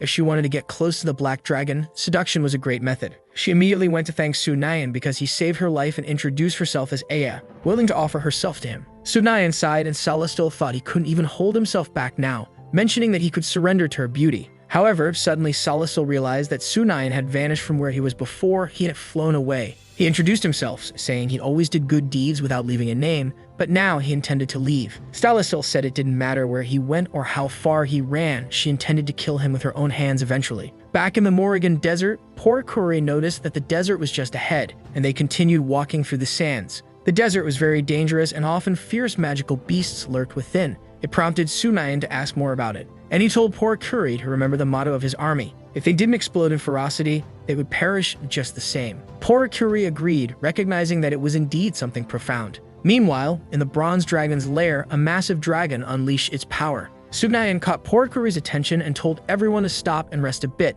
Selena asked why they suddenly stopped. He thought he was smelling the pungent scent of hot metal in the air. This scent was very similar to the copper dragons he knew. He had a bad feeling about it and asked Porikuri if they could go around the area. Porikuri replied that they had found the map for the only simple and safest path through the northern part of the desert. Sugnayan understood and decided he would go investigate, leaving Anna and Porikuri there, knowing he'd return soon. As he was flying, the protagonist felt the scent growing stronger, and the power of the bronze dragon was still leaking out. When he landed, Sugnayan realized, as expected, it really was a bronze dragon there. Dragons were territorial creatures. It was a good thing he didn't let Anna and the others see any of this. But before he knew it, he saw that Selena was on his back. She seemed to have just woken up, asking if they had just arrived. Sugnayan asked why she was still there, and she replied, laughing, that she had accidentally fallen asleep on his back, but asked why they were still in the desert. Before they knew it, the bronze dragon appeared, and Selena was shocked, asking if it was perhaps a relative of his. The bronze dragon introduced himself as the Lord of the Desert and angrily questioned why Sugnayan had invaded his territory. Sugnayan explained that he and his subordinates wanted to pass through,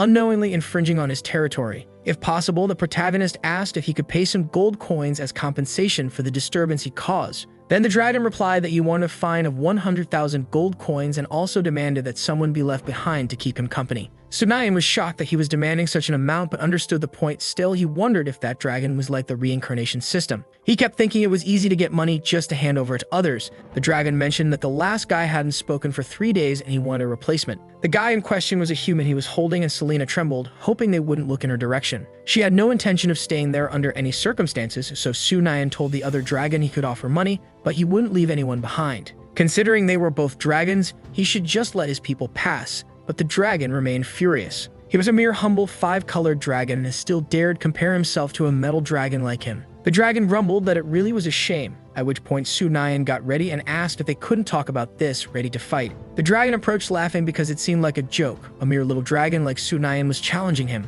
Selena asked Sugnayan to be careful as the dragon attacked immediately, and the protagonist dodged so quickly he vanished from view. Sugnayan said he was way too slow and bit the other dragon's neck as Selena prepared her companion to assist him. Sugnayan asked if she couldn't be a little more careful because she ended up trapping not just the dragon but himself in the net. But the dragon dodged in time and escaped. All of them would be annihilated under his feet, and the protagonist said the sandstorm he caused was so strong he could barely open his eyes. Just in time, Sugnayan saved Selena from being hit directly by a stone. This sand was very troublesome because they couldn't see anything clearly in this state. The dragon was using that thing made of bronze, which went beyond the scope of magic, and Sugnayan asked the system if there was any modification that could allow him to see through the yellow sand. The system said Sugnayan could exchange for the all-seeing eye, which could greatly expand his visual range and see through small objects, requiring only 70,000 points. Sugnayan didn't have much money and asked if there was another way. In that case, he could temporarily solidify the modification for 3 minutes. This would cost only 10% of the total cost, and Sugnayan told the system to hurry and do it, and then he successfully completed the modification. Now the protagonist could use the power to see through the sand for 3 minutes. They had to be quick and finish this. The dragon thought it was something special, but Sugnayan stayed quiet quickly, thinking it was powerful. But it couldn't escape the hands of the Lord of the Desert. Suddenly, he was hit directly by stones, and he wondered why they were coming back. Sugnayan laughed, asking if the dragon was hungry because he brought plenty for him, ready to throw even more stones in his direction. Sugnayan didn't even bother remembering his name because it was long, which made the dragon furious as he felt insulted. The dragon was very angry, and Sugnayan wondered what would come next. Then he realized too late that they were on top of quicksand. He couldn't grab onto anything to escape, so Selena mentioned that they were sinking and that this was a problem. When Selena woke up, she was inside a cave and screamed when a skeleton appeared above her. Meanwhile, Sugnayan also woke up coughing after all the sand had entered his body. It was a very dark place. Selena couldn't see anything, but she wondered if the dragon was still alive and started walking, asking if Sugnayan could hear her. Another skeleton grabbed her from behind as she screamed again, using her staff to push the creatures away, wondering why there were so many corpses. Selena kept walking and ended up falling. Sugnayan wondered if he heard something but thought it was just his stomach growling. He wondered how Selena was doing now. The system hadn't reported any deaths, so it seemed she should still be alive. The system said that wasn't how he should be using it anyway, and Sugnayan asked how far down he was, thinking maybe the dragon could break through the sand to the surface. The system told him to abandon the idea. This was a sea of sand. The structure was highly unstable. Doing so would only result in his death. So Sugnayan felt it was better to just keep going. There had to be an exit from that place somewhere. That's when the system detected an unknown presence ahead, and he asked if it was a dangerous presence. The system replied that it was unknown. It could be or not be dangerous. Sugnayan was surprised that the system had been talking so much recently. When he looked, he saw a kind of crystal with a large serpent skull. there was a person inside the crystal. There was writing there, and Su-Nyan asked the system if that was the unknown presence it had mentioned. But the system didn't respond, leaving the protagonist worried that the signal might be bad. Meanwhile, Selena felt a kind of ancient magical script. It was something very rare that many mages were willing to fight over even if it meant death, so she was enchanted when she saw it. Selena felt very lucky. As a mage who studied the law, she could read the things written there with all her life's experience. It could be possible that all the corpses around were casualties far too heavy as a consequence of that magic. Selena wondered if the writings were all stained with blood. It could be some kind of death message. She saw the words danger, demon, and seal, warning not to look at Chesia Della, not to look into her eyes. Su-Nyan was now staring directly at Chesia and was surprised when she suddenly opened her eyes. Meanwhile, Selena continued walking and suddenly felt something entering her eyes, feeling pain. The whole cave began to shake and they didn't know what was happening. And suddenly Selena found herself falling through the ground, landing right on top of Su-Nyan. Selena immediately felt warmth and realized it was coming from Su-Nyan, who was beneath her for some reason. She ran over and hugged him, relieved because she had finally reunited with him, which increased her favorability by 50 points. He asks how she fell from above, and Selena says that after being dragged by quicksand, she ended up in the sand cave above. Inside, she found many corpses of friends and necromancers registered in the ancient dark magic of the place. Su-Nyan became curious and asked if there was a way out, and unfortunately she said no, but mentioned she found something written by a wizard before he died. He wrote that there was a demon sealed there, and Su-Nyan points to the girl in the crystal, asking if by any chance they were talking about her. No wonder she was sealed in ice crystals. Now Selena could see that what was written before was indeed true. The countless corpses of the mages above were very likely all caused by her. Selena sighs because everything would be fine as long as Su-Nyan absolutely doesn't make eye contact with her. Nothing should happen. At that moment, the protagonist froze and hypothetically asked what could happen if he did that. She asked, somewhat shocked, if he had actually done something forbidden by accident, and soon after the girl's crystal cracked and both of them were startled. A great power was coming from that girl. She even broke through Su-Nyan's defensive scales.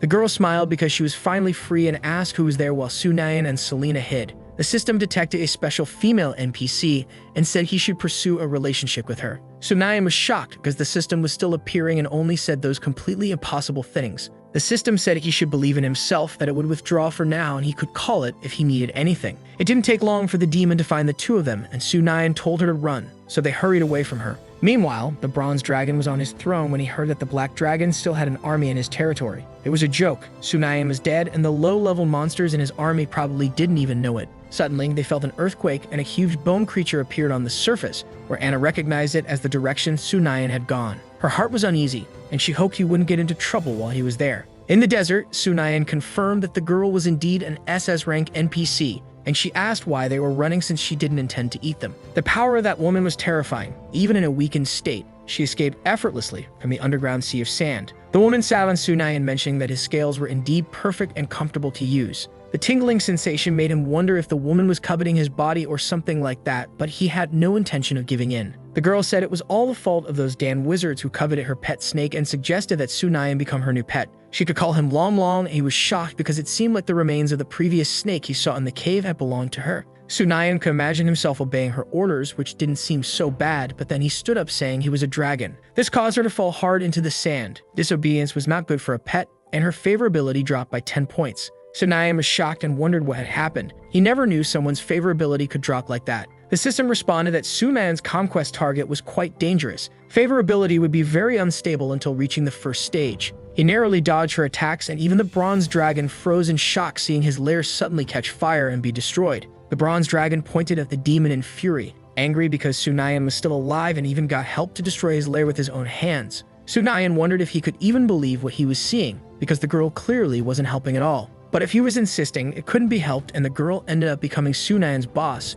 If the dragon had the courage, he would have to go through her first. But Su-Nyan advised that the bronze dragon couldn't win even if he tried, and the dragon was in disbelief because he thought he could dump the responsibility on her. Even so, he intended to show who the real dragon lord there was. Su-Nyan asked him not to be impulsive. But it was too late, and he sighed because young ones really never listened when they were advised. The girl asked if he also wanted to become her pet, and saw the dragon attacking her right away. The dragon tore off the bronze dragon's arm to the delight of Su-Nyan and Selena, but the demon was furious because the dragon had courted death. She said she wanted obedient pets, especially the ugly ones, who should immediately yield to her will. Suddenly, the dragon became unable to move, and Su-Nyan asked the system if there was a way to calm the girl down. The system said the protagonist could form a forced contract. but it would require sacrificing a part of his body as a vessel. Sub-9 asked how many system points were needed to form the Force Pact, and the system said it wasn't expensive, only 1,000 system points. However, once the formation was generated, the contracted target had to remain inside it. Otherwise, the formation would fail and the system points would not be refunded. The demon continued beating the bronze dragon to the point he was begging for help, and Selena asked the protagonist if they couldn't take the chance to run away. But when she looked, Sunayan had disappeared, shocked because he had run away so quickly and hadn't even said goodbye to her. The demon turned around upon sensing great heat and smiled, commenting that she had thought he ran away after what happened. She asked Sunayan if he had really decided to become her pet, and he replied that the word escape had never existed in his dictionary. Selena mentioned that if he was trying to escape, he went in the wrong direction, especially since Sunayan ended up being pinned down by the woman. He told Della to let him go. Since he freed her, she should defeat him with her own hands and take care of everything. Della found it curious that Sunayan would act that way, but it was exactly the kind of dignity she wanted in the pet she chose. Della sent the bronze dragon flying away, and Sunayan asked if he was okay, to which he replied yes and thanked him for the help. The protagonist said there was no need to thank him and handed over a piece of paper, just to remind him to pay the ransom properly. When he looked, Sunayan had asked for billions in gold coins, to the point it made the dragon faint, while the protagonist said it shouldn't be a big deal for him. When he turned around, he saw Della preparing to attack, warning him not to get distracted, and she attacked while Sunayan dodged by flying. Selena warned him to watch his back, and he saw Della quickly approaching from behind. The protagonist told the system to summon the contract formation, and the system agreed to his request. Sunayan successfully activated the compulsory contract formation, costing 1,000 system points with a generation time of 10 minutes. Sunayan only had to trap her inside the formation for 10 minutes, so he grabbed Della's whip in his mouth and pulled her down so she would fall, then pinned her underneath him as Della noticed the existence of a formation under her body. She laughed and asked if he really thought he could trap her with something like that, and used her powers to shoot a whip to capture Selena. It was a snake that emerged from the ground to attack her, and Sunayan continued, calculating that only 19 seconds were left. Selena was on the ground begging because she didn't want to die, just as the system congratulated Sunayan because the contract had been formed. Suddenly, the protagonist grabbed the serpent and threw it far away, saving Selena's life, but in the process, the formation ended up breaking. It was a pity because he almost managed to achieve what he wanted, but Selena was relieved that he was really there. Her favorability increased by 8 points, reaching the 3rd stage of favorability, acquiring the special ability Sonic Gas and 5,000 more system points. Sunayan flew off, telling Selena to quickly hide in a safe place and stop crying because he would handle things with the demon. Selena thought he was really cool. In fact, there was nothing wrong with humans and dragons being together, and she agreed with his request before running away. She ran off, and Sunayan wondered if she was really scared, unaware that Selena was actually a little moved by the situation. But on the way, she ended up tripping over the hand of a skeleton, which had a gold ring on the hand of the wizard who wrote the bloody warning on the stone tablet. Della didn't expect Sunayan, a dragon, to also know about human contract formations. Even the simplest formations require time and power, and her current power was far from enough to make it work. She attacked the protagonist, saying that it would be good if her pets were very obedient. And since he was disobedient, he would have to rest his scales so she could make new skin for her snake. Sunayan shrinks back, asking her to wait so they could talk a bit about it, and Della prepares to tear the scales from his body. Then she realizes a new power has enveloped her. It was the confinement technique of the dead mage, and she recognized it immediately. Della is confused as to how something like that could appear there, when 1,000 years ago, they were all exterminated by her hands.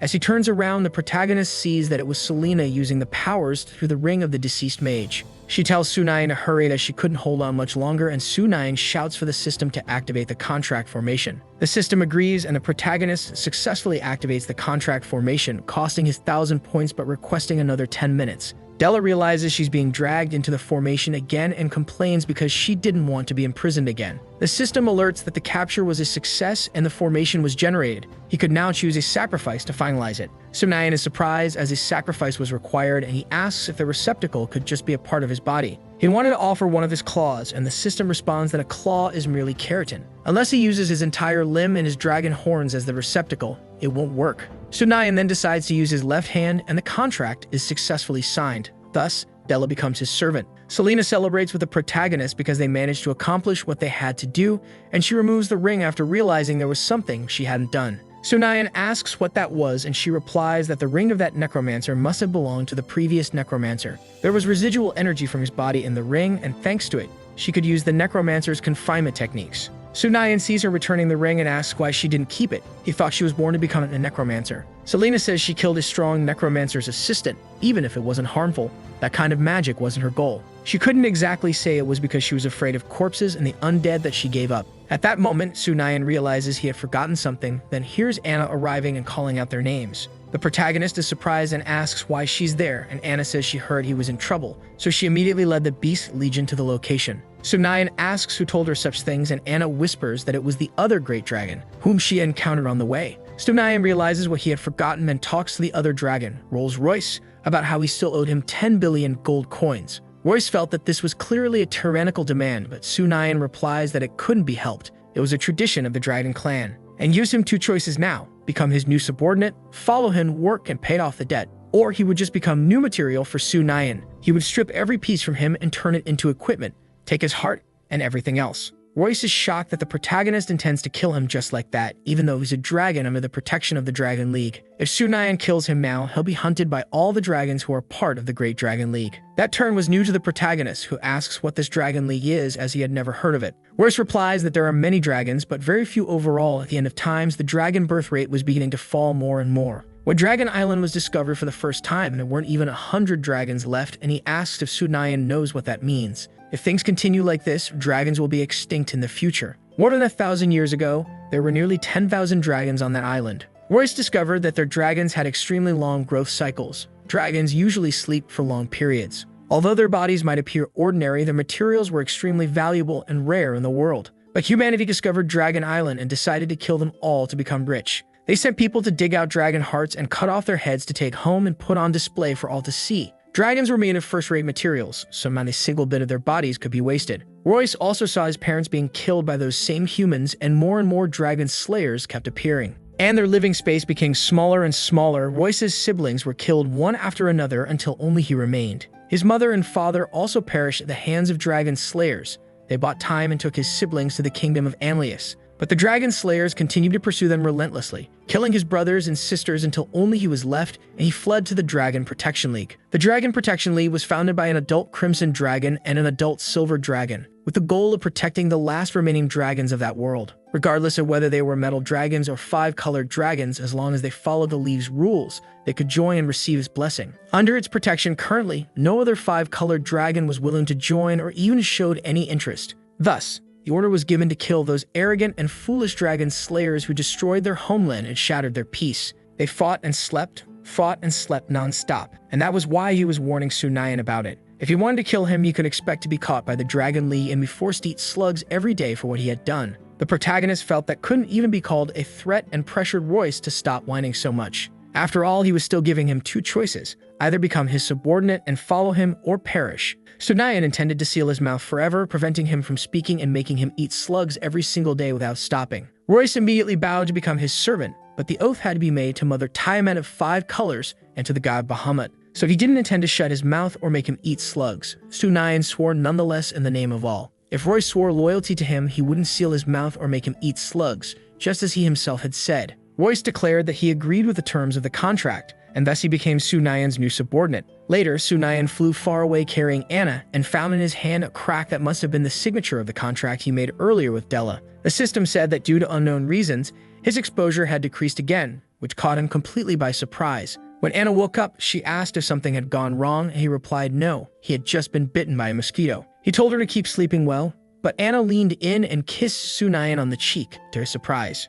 She laughed, mentioning that now the mosquito bite wouldn't hurt anymore, wishing the dragon good night before falling asleep again. Sunayan tried to hold himself back, feeling it was a shame he couldn't transform into his human form quickly right now when he wanted to. Back at Sakura Village number 2, Sunayan asked the system if that was really a beginner's village. It looked like a huge city. Compared to the previous Sakura Villages 1 and 6, this village was gigantic and didn't even compare. The system replied that this happened because the beginner villages near the Silver Moon Forest had been targeted by Sunayan. The one he saw now was the normal development speed for players, which surprised him. It seemed there were more beginner villages like this, or even stronger and more perfect ones, and the system agreed. As planetary settlers, players must first expand their own forces and prioritize local construction to be able to protect themselves. In other words, the beginner villages there were like invasive species without natural enemies in reality. Outside the bushes near Sakura Village 1, Portakuri returned to report that the ammunition was ready. Sunayan and he pinched their noses from the stench of what Portakuri was holding. It was a newly developed ultra-spicy dung bomb. Its power was 10 times stronger than common poisonous gas bombs used against enemies. Sunayan thought it was good that he had made progress, but next time he could just remove the smell, so things wouldn't be so chaotic. The protagonist flew off, ordering everyone to attack. All the monsters would throw the ultra-spicy dung bombs at the village.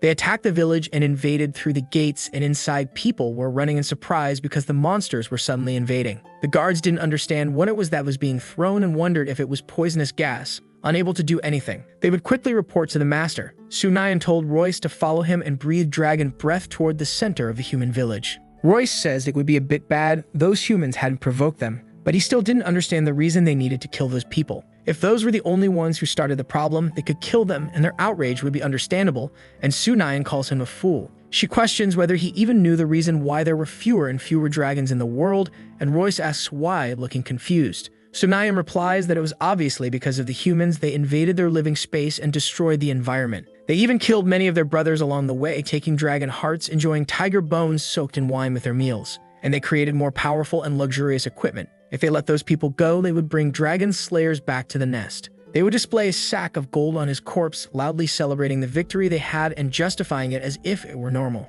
Royce remembers how he felt when he saw the fall of his hometown and fills with rage, stating that they truly deserved death. Sunayan agrees, and as he comes to his senses, she tells him to join her in massacring the human village, and so they manage to attack the village immediately. People run in shock as two dragons appear approaching and attack with fire from all sides. People scream, asking all the mage players to prepare so they can retaliate and defend. One of the players points out that they should protect the warriors first and then immediately cast their most powerful magic. Two mage players were supposed to cast magic to slow down the dragons, and mages run closer to unleash their attacks. The female mages tell the master that those dragons had very high resistance to elemental magic. The slowing magic wouldn't have much effect. The village master wonders why two dragons are suddenly attacking them by surprise on a random day. Another player approaches, saying that a few days ago, Waldoli seemed to have taken some people to attack the Black Dragon. They wondered if that was the Black Dragon coming back to take revenge for what had happened. The boy, who was Waldoli's son, wonders if his father failed. It was no wonder they hadn't heard anything from his parents since then. But he didn't need to worry. He would do everything possible to make sure his father was properly avenged.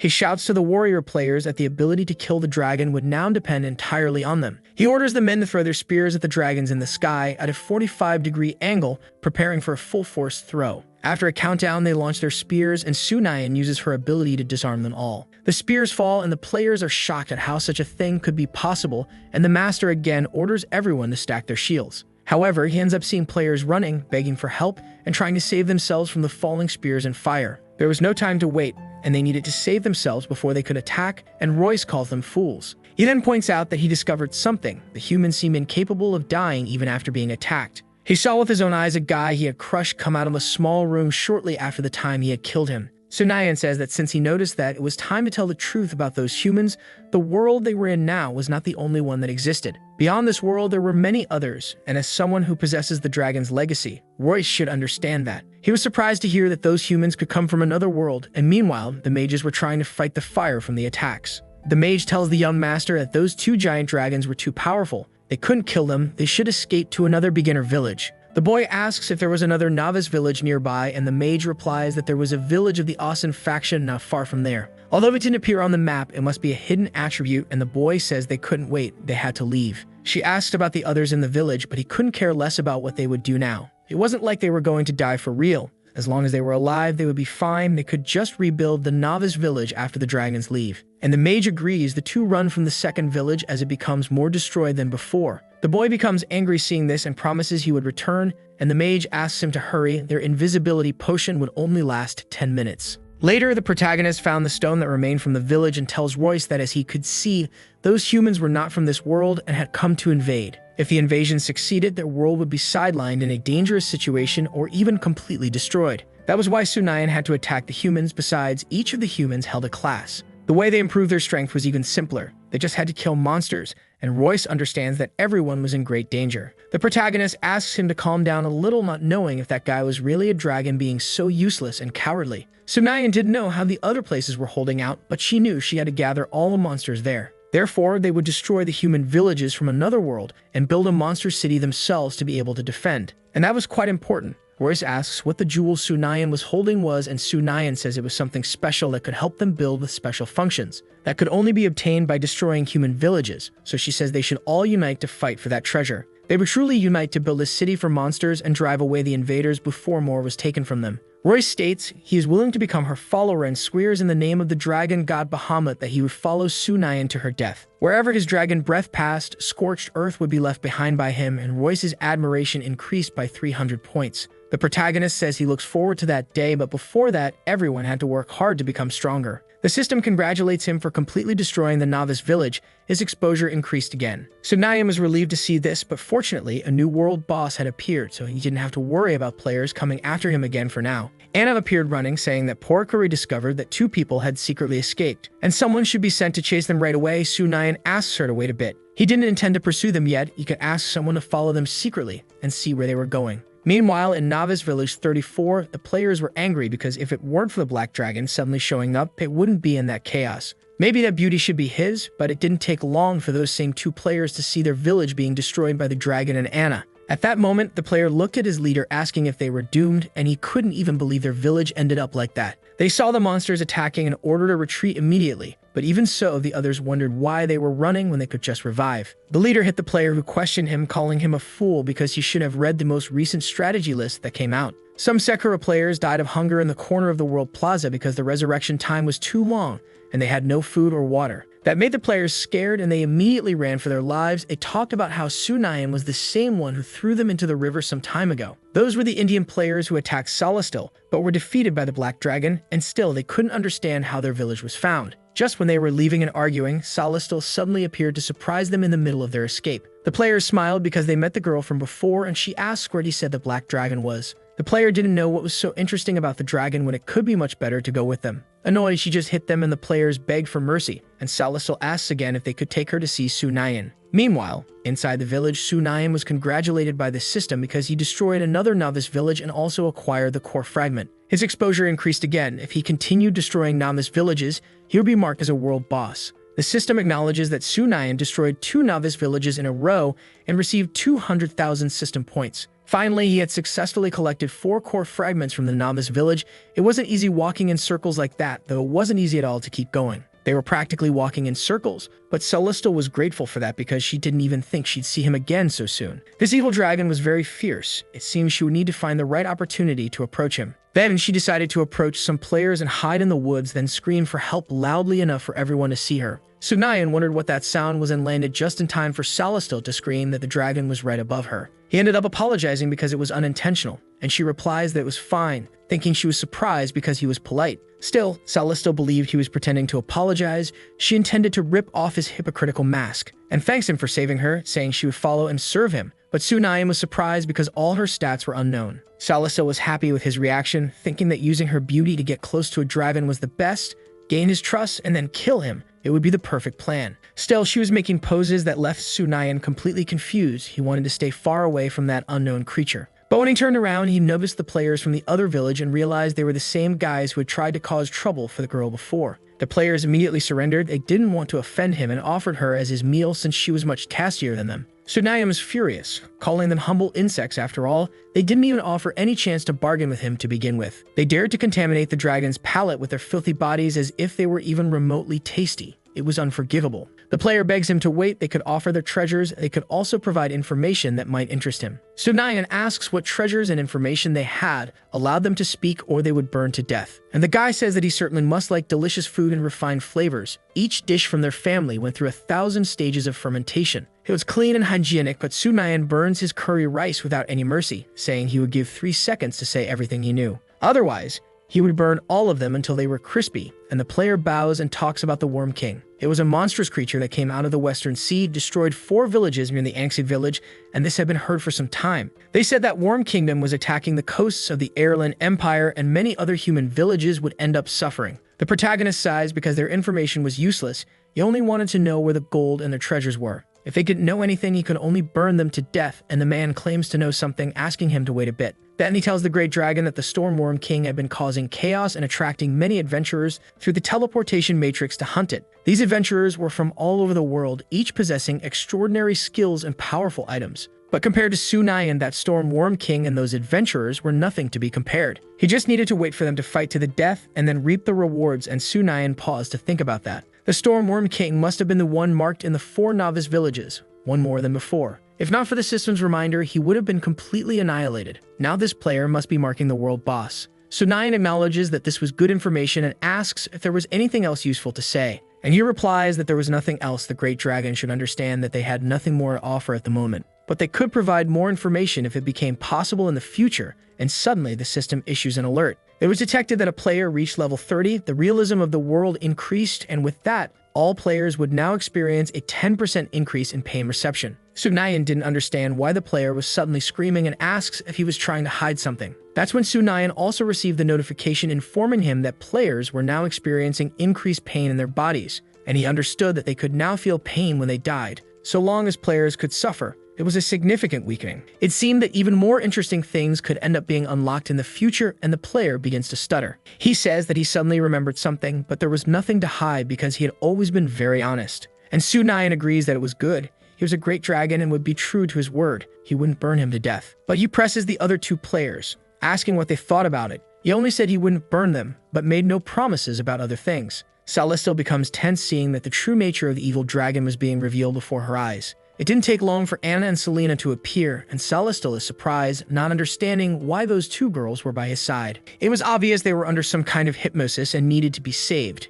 Anna says she was dirty and wanted to take a bath to go back home. Sunayan thinks it would indeed be a good opportunity and tells Anna to inform Porikuri so they can leave for home right away. But Celestial paused for a moment, asking to be taken with him. She was willing to offer her greatest treasure for that purpose. The other girls became furious, saying they had been cleaning the battlefield all this time and he had stayed there seducing girls behind their backs. Sunayan quickly says he was being wronged and it wasn't at all what they were trying to make it seem. He asks the system if there was a way to get rid of Celestial, and it replies that he could release sleeping gas. For ordinary people, the time it would take to wake up should be enough to return to the dragon's lair. But the system warns to be careful when releasing the sleeping gas, and Sunayan just says to release it quickly. When he realized it, he had actually farted out of nowhere, and Sunayan questions what that was to the system. The system says that since Sunayan doesn't have cutaneous gland tissue to release the gas, it had to be expelled that way. The protagonist went into shock, asking why it hadn't said that earlier. He lost all of his dragon dignity after that embarrassing scene. The system asks if he wants to use 4 novice village core fragments to synthesize a main village construction order. If that were the case, after obtaining the main village construction order, he would have the authority to establish a novice village. Sunayan uses the synthesis, and so he manages to complete the full synthesis, congratulating him for obtaining the novice monster village core. Now it also asks him to select the type of novice village, and several options were made available. The first was the primary fortress, the second the primary dragon's nest, and the third would be the primary dungeon. Sunayan says the dungeon didn't seem very good. Spending so much effort every day just to enter and leave the dungeon was a waste of time. And not seeing the sun every day could be a problem. It would be easier for their immunity to drop and they would get sick. The system tells the protagonist that he can build a teleportation matrix inside the dungeon, which would allow him and his monsters to enter and exit the dungeon. All with ease, he would just need to pay system points to build it. Besides that, the dungeon was not completely dark. The sunlight mirror could collect simulated sunlight, so they could make use of it. So Sunayan chose to build a dungeon, and the system asks him to choose an entrance for it. As for the entrance, he says they could place it inside his dragon's nest. If any player or hero attacks, he could directly deal with them. When a great tremor occurs inside the lair, Anna becomes worried and asks Sunayan if it was an earthquake and if they should take shelter somewhere. And Sunayan replies that there's no need to take shelter. This was their new home and was just being renovated to be completed soon. And Anna asks if he intended to simply forget the previous home. They should just go somewhere else to hide. And Sunayan receives a notification that the dungeon construction was completed. He could now teleport all the monsters inside. And he agrees to the teleportation. At that moment, everyone was teleported into the dungeon, wondering what was happening and if it was some kind of attack. Sunayan appears in the dungeon too, and the system presents that this would be the palace where the dungeon lord resides. While in the palace, Sunayan's overall stats would increase by 50%, and there were also some available functions. The first was Palace Guard. When his guard is within 500 meters of the King's Hall, their overall stats would increase by 20%. Anna and Royce would have functions that had not yet been unlocked. Upgrading to the second level Dark King's Palace would require 100,000 system points, and also 8 core fragments from novice villages or even 2 fragments from novice cities, and the protagonist stopped to think about the Palace Guards. That kind of resembled the elite chief guardians found inside other common dungeons.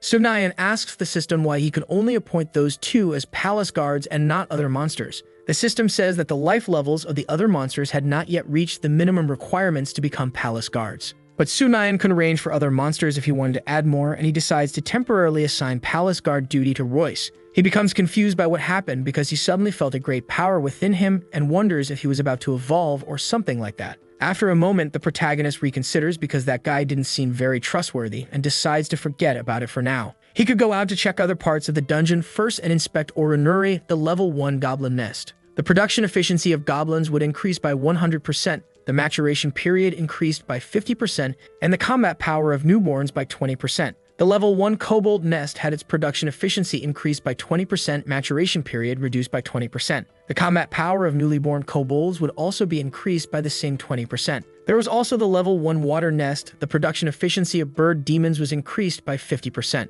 The maturation period was reduced by 100%. The combat power of newly born bird demons increased by 20%. These seemed to be just nests for various monsters, nothing unusual. They were capable of forming combat power in a short amount of time. There was also the painful black prison, where monsters imprisoned in the black prison would continuously suffer mental torment and pain, with the pain level increasing by 5% each day. There was also the level 1 rebirth pool, where the host could spend system points to revive common monsters. The level 1 dark wheat field, where the harvest maturation speed would increase by 100%. The dark underground river produced an abundant supply of cold underground water that could be consumed directly. Sugnayan felt that the painful black prison, the rebirth pool, and the dark wheat field were much more amazing than that dragon nest from before. He was happy to have chosen the basic dragon nest. Judging by the usual behavior of the system, most of the functions of the basic nest were meant to serve dragons. There was also the possibility of increasing dragon pregnancy and the survival rate of dragon eggs. The system detects that Sunayan has built his own monster gathering site, and the coordinates of this meeting place could be hidden. He could also hide the meeting place for 1 week, after which the location would appear on the map of all players. Sunayan questions what kind of system it was because earlier, when he said he wanted to take care of the novice village, it kept denying him all the time. That was because it would cause him to be marked as a world boss. Now that he finally built the underground city, it was trying to expose him. If it's going to be exposed in 7 days, there would be no difference between that and becoming a world boss anyway. The system responds that it was inevitable because the novice village core fragments were, after all, products of the rules. But after the dungeon is exposed, Sunayan will not be marked as a world boss, nor will a teleportation matrix be unlocked. He will also have new resources. Despite being irritated, he stopped when he heard about the new resources and asks what that meant. Could it be that the existence of a black dragon like him was simply meant to be endlessly farmed by players and natives? He decides he would hide the dungeon and deal with things one day at a time. He didn't want to be bothered constantly by those guys. The system understands that the dungeon will be hidden. It was detected that there were currently 5 arrow towers that were not placed inside the dungeon, and it asks whether the arrow towers should be transferred.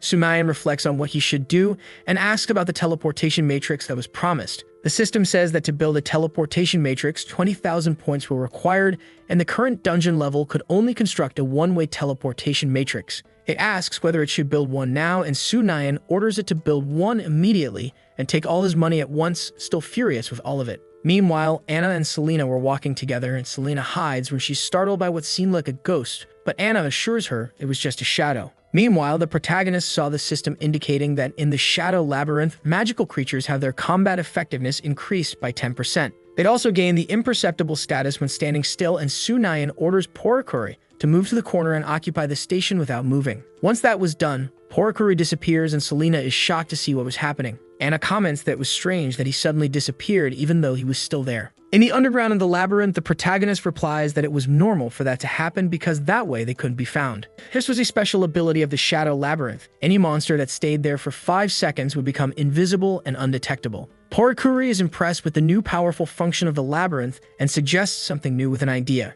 They could set traps in the Shadow Labyrinth and send some monsters to guard it. That way, they could stop a large number of enemies using only the Dark Labyrinth, and Sunayan feels that, as expected, he was a master of strategies. The protagonist agrees that it was a good idea, deciding to leave that matter in his hands. Besides, he could move the potatoes to the dark wheat field, and orders the human soldiers to cultivate them. He could take the disobedient prisoners to the painful black prison. They should be locked there for 10 days, and then they would decide how to deal with them, and Porikuri agrees with his orders. Sunayan says that after trading for the golden fruit, he should reserve 5,000 remaining system points to organize the most economical and powerful enhancement plan for him. One that could further increase his strength, and the system replies that based on solidification, it would provide the most suitable enhancement plan, and it would adapt to Sunayan's current abilities and physical needs. It recommended advanced muscle enhancement, which costs 10,000 points. and beginner swarm willpower, which costs 100,000 points, as well as the golden fruit, which also costs 100,000 points. Reserving 5,000 system points, Sunayan currently had 44,995 system points left. Sunayan says he was about to evolve now, and Anna asks if it was really going to happen that quickly. Still, she assures him that it would be fine this time, she would protect him, and asks him to sleep deeply without worry. He says he didn't need to sleep for evolution, but it could be a lengthy and somewhat intense process. Sunayan suggests that she go to the other side first. He was afraid he might scare Anna if she saw it. However, Anna refuses. She would stay right there and didn't intend to go anywhere. It was said that dragon evolution was quite dangerous and accidents could happen. That's why Anna promises she would protect Sunayan there. In that case, he thanks her and asks her to stay by his side. But while evolving, something terrifying might happen. She should stay away because he was afraid of hurting her. Anna agrees and steps back, and Sunayan tells the system to begin. So the system tells the protagonist to know that the enhancement would be comprehensive. It could involve several organs throughout the body and would be accompanied by intense pain. To avoid accidents, the system would seal his vocal cords and remove his limbs. The transformation would begin immediately and tells him to prepare. Sunayan froze when he heard about removing his limbs, but realizes that his limbs were starting to stop moving, and he collapsed to the ground to Anna's concern. He was in a lot of pain and asks if the system couldn't just knock him out to end it. The system agrees, but it would cost 1,000 system points, and Sunayan agrees since it could be considered anesthesia. Finally, he falls asleep and a second later wakes up, unable to believe he spent 1,000 points just to blink. The system asks him not to panic as an external force was what made him wake up suddenly. It was Anna's powers. She was using healing magic, and Sunayan mentally wanted to make her stop, but he couldn't make any sounds. Suddenly, Sunayan realizes he was in a place where there were several white threads around him and tries to touch them, asking what they were. When he touched one, he was able to hear the thoughts of a kobold who was happy because he could eat potatoes that day. He was happy because it was thanks to Sunayan that they could eat delicious things. He could only think about the potatoes that day. Now Sunayan could understand that that particular thread was connected to the consciousness of that guard. The system says he established a connection with an affiliated unit and could connect with up to 999 more. To connect with more units, he could continue upgrading the will of the swarm. Now he could better understand the situation. There was only that amount, so he had to be careful and use it only to contact the elite. Sunayan asks the system where Porokuri's line was, and at that moment he was able to see his thoughts about him and a kobold girl. But at the same moment Sunayan took consciousness inside Porokuri's body, he saw her lean in to kiss him and backed away in shock. That feeling didn't seem right at all.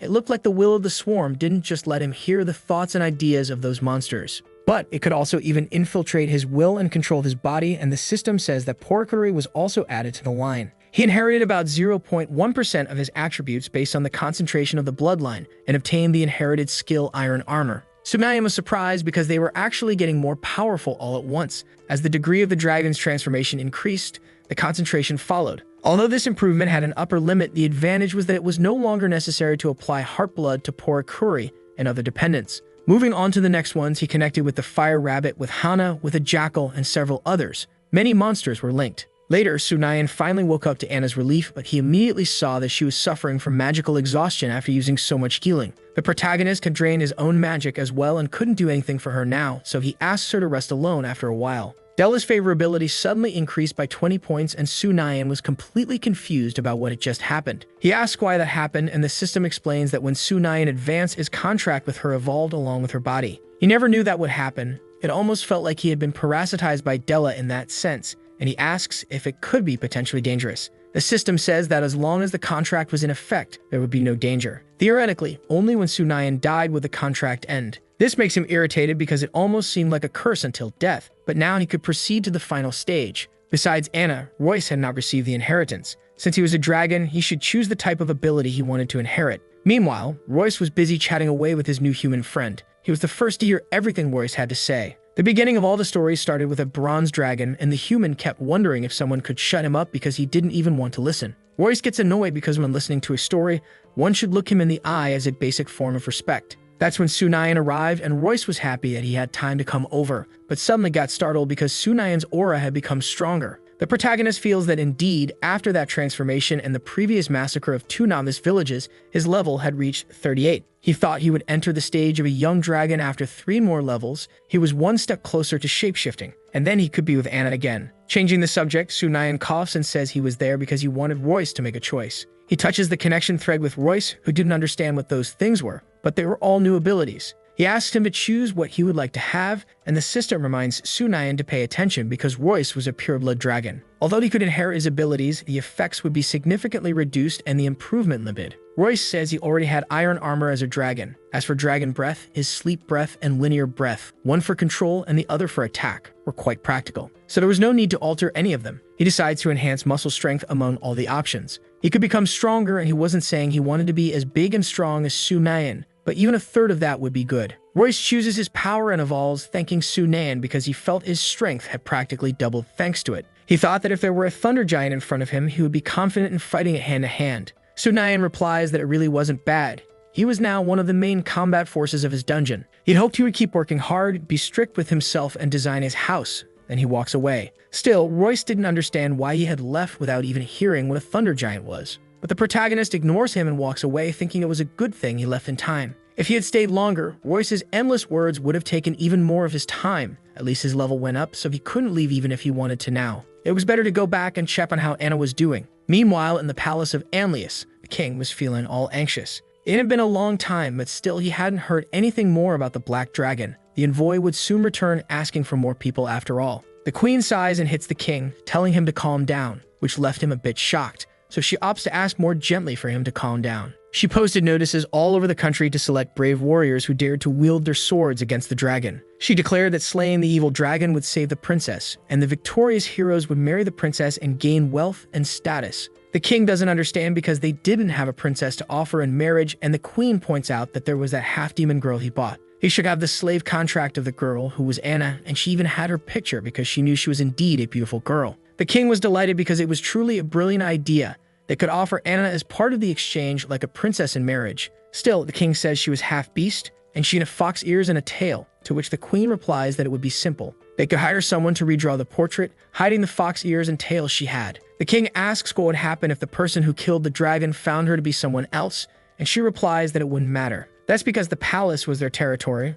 Once the person returned to the capital, whether he took the girl alive or dead wouldn't matter as long as he didn't dare oppose the palace. This way, they would have 100 ways to eliminate anyone who tried to turn against them. Meanwhile, Anna was still resting. She was awakened when she was licked and asked Sunayan to stop because it would make her fur all wet. But when she looked, she saw it wasn't the dragon, but a large sheep, and she screamed, wondering if he had transformed into another creature. Suddenly, Sunayan appeared, happy that she was awake, and Anna realized it had all been a dream. She almost died of fright. Still, if Sunayan had been a sheep, it would have been quite cute, and the protagonist himself was confused, wondering if she was complimenting him for being cute like a sheep. At that, Anna became embarrassed because suddenly Sunayan was able to hear her thoughts, and he tells her it was an ability he gained after his evolution. Anna asks if that meant she couldn't think secretly in front of Sunayan anymore, and he laughs, telling her to let him know what she was thinking, and Anna complains that if he kept listening to her thoughts, it would make her angry. Suddenly, the system alerts Sunayan to know that humans were appearing very close to his current territory. There were two options: let nature take its course, which would make it possible for the players not to find the dungeon entrance or give up on attacking it. The second option was to guide the players into the dungeon, but that would put it in danger, and you should be aware of all that. Sunayan was shocked that people had arrived so quickly. His dungeon was so big and magnificently built that it ended up like this. If he were the only one to enjoy it, it would be a bit lonely. He had to let the players have some fun too. He gets excited and commands to guide the players in. He puts Anna on his back, who asks where they were going now. Sunayan replies that they had guests, so they should welcome them. Meanwhile, the players were outside, wondering if they were almost there. The men tell their leader not to worry, and they could bring down the dragon with a single shot. The black dragon was the same type they had encountered before, but it wasn't easy to deal with, so everyone should be very careful. This was because Waldoli had some reckless and brainless guys who made a huge mess the last time they fought the dragon. Those were all elite players whom the new leader had carefully selected, and not only were they high-level warriors, but they also used firearms. A person approaches, saying they hadn't seen a single monster on the way and didn't even know if they were really in the right place. The person who spoke was a beautiful girl who left the leader quite surprised to see. He noticed that the girl wasn't a player and asks her identity and why she was with their team. She introduces herself as Freya. She was looking for a hero who was about to become a star magi. She knew he must have come there because of King Anlius's notice to kill a black dragon and save the princess. Freya thought that all of them could unite and cooperate, and one of the players immediately begins to object. But the leader stops him, saying it was proper for a beautiful woman to show strength, otherwise it would be too little for him. At that, Freya asks if they had even noticed her presence, if that proved anything to begin with. Suddenly, she took a whistle and blew it, suddenly drawing the attention of a monster that began to attack them. Immediately, the players shot at it, and Freya said to wait because it was her pet. Still, she was surprised because the firearms attack had impressive power and killed the monster instantly. The players became curious because she said the monster was her pet and asked if, in that case, it hadn't died.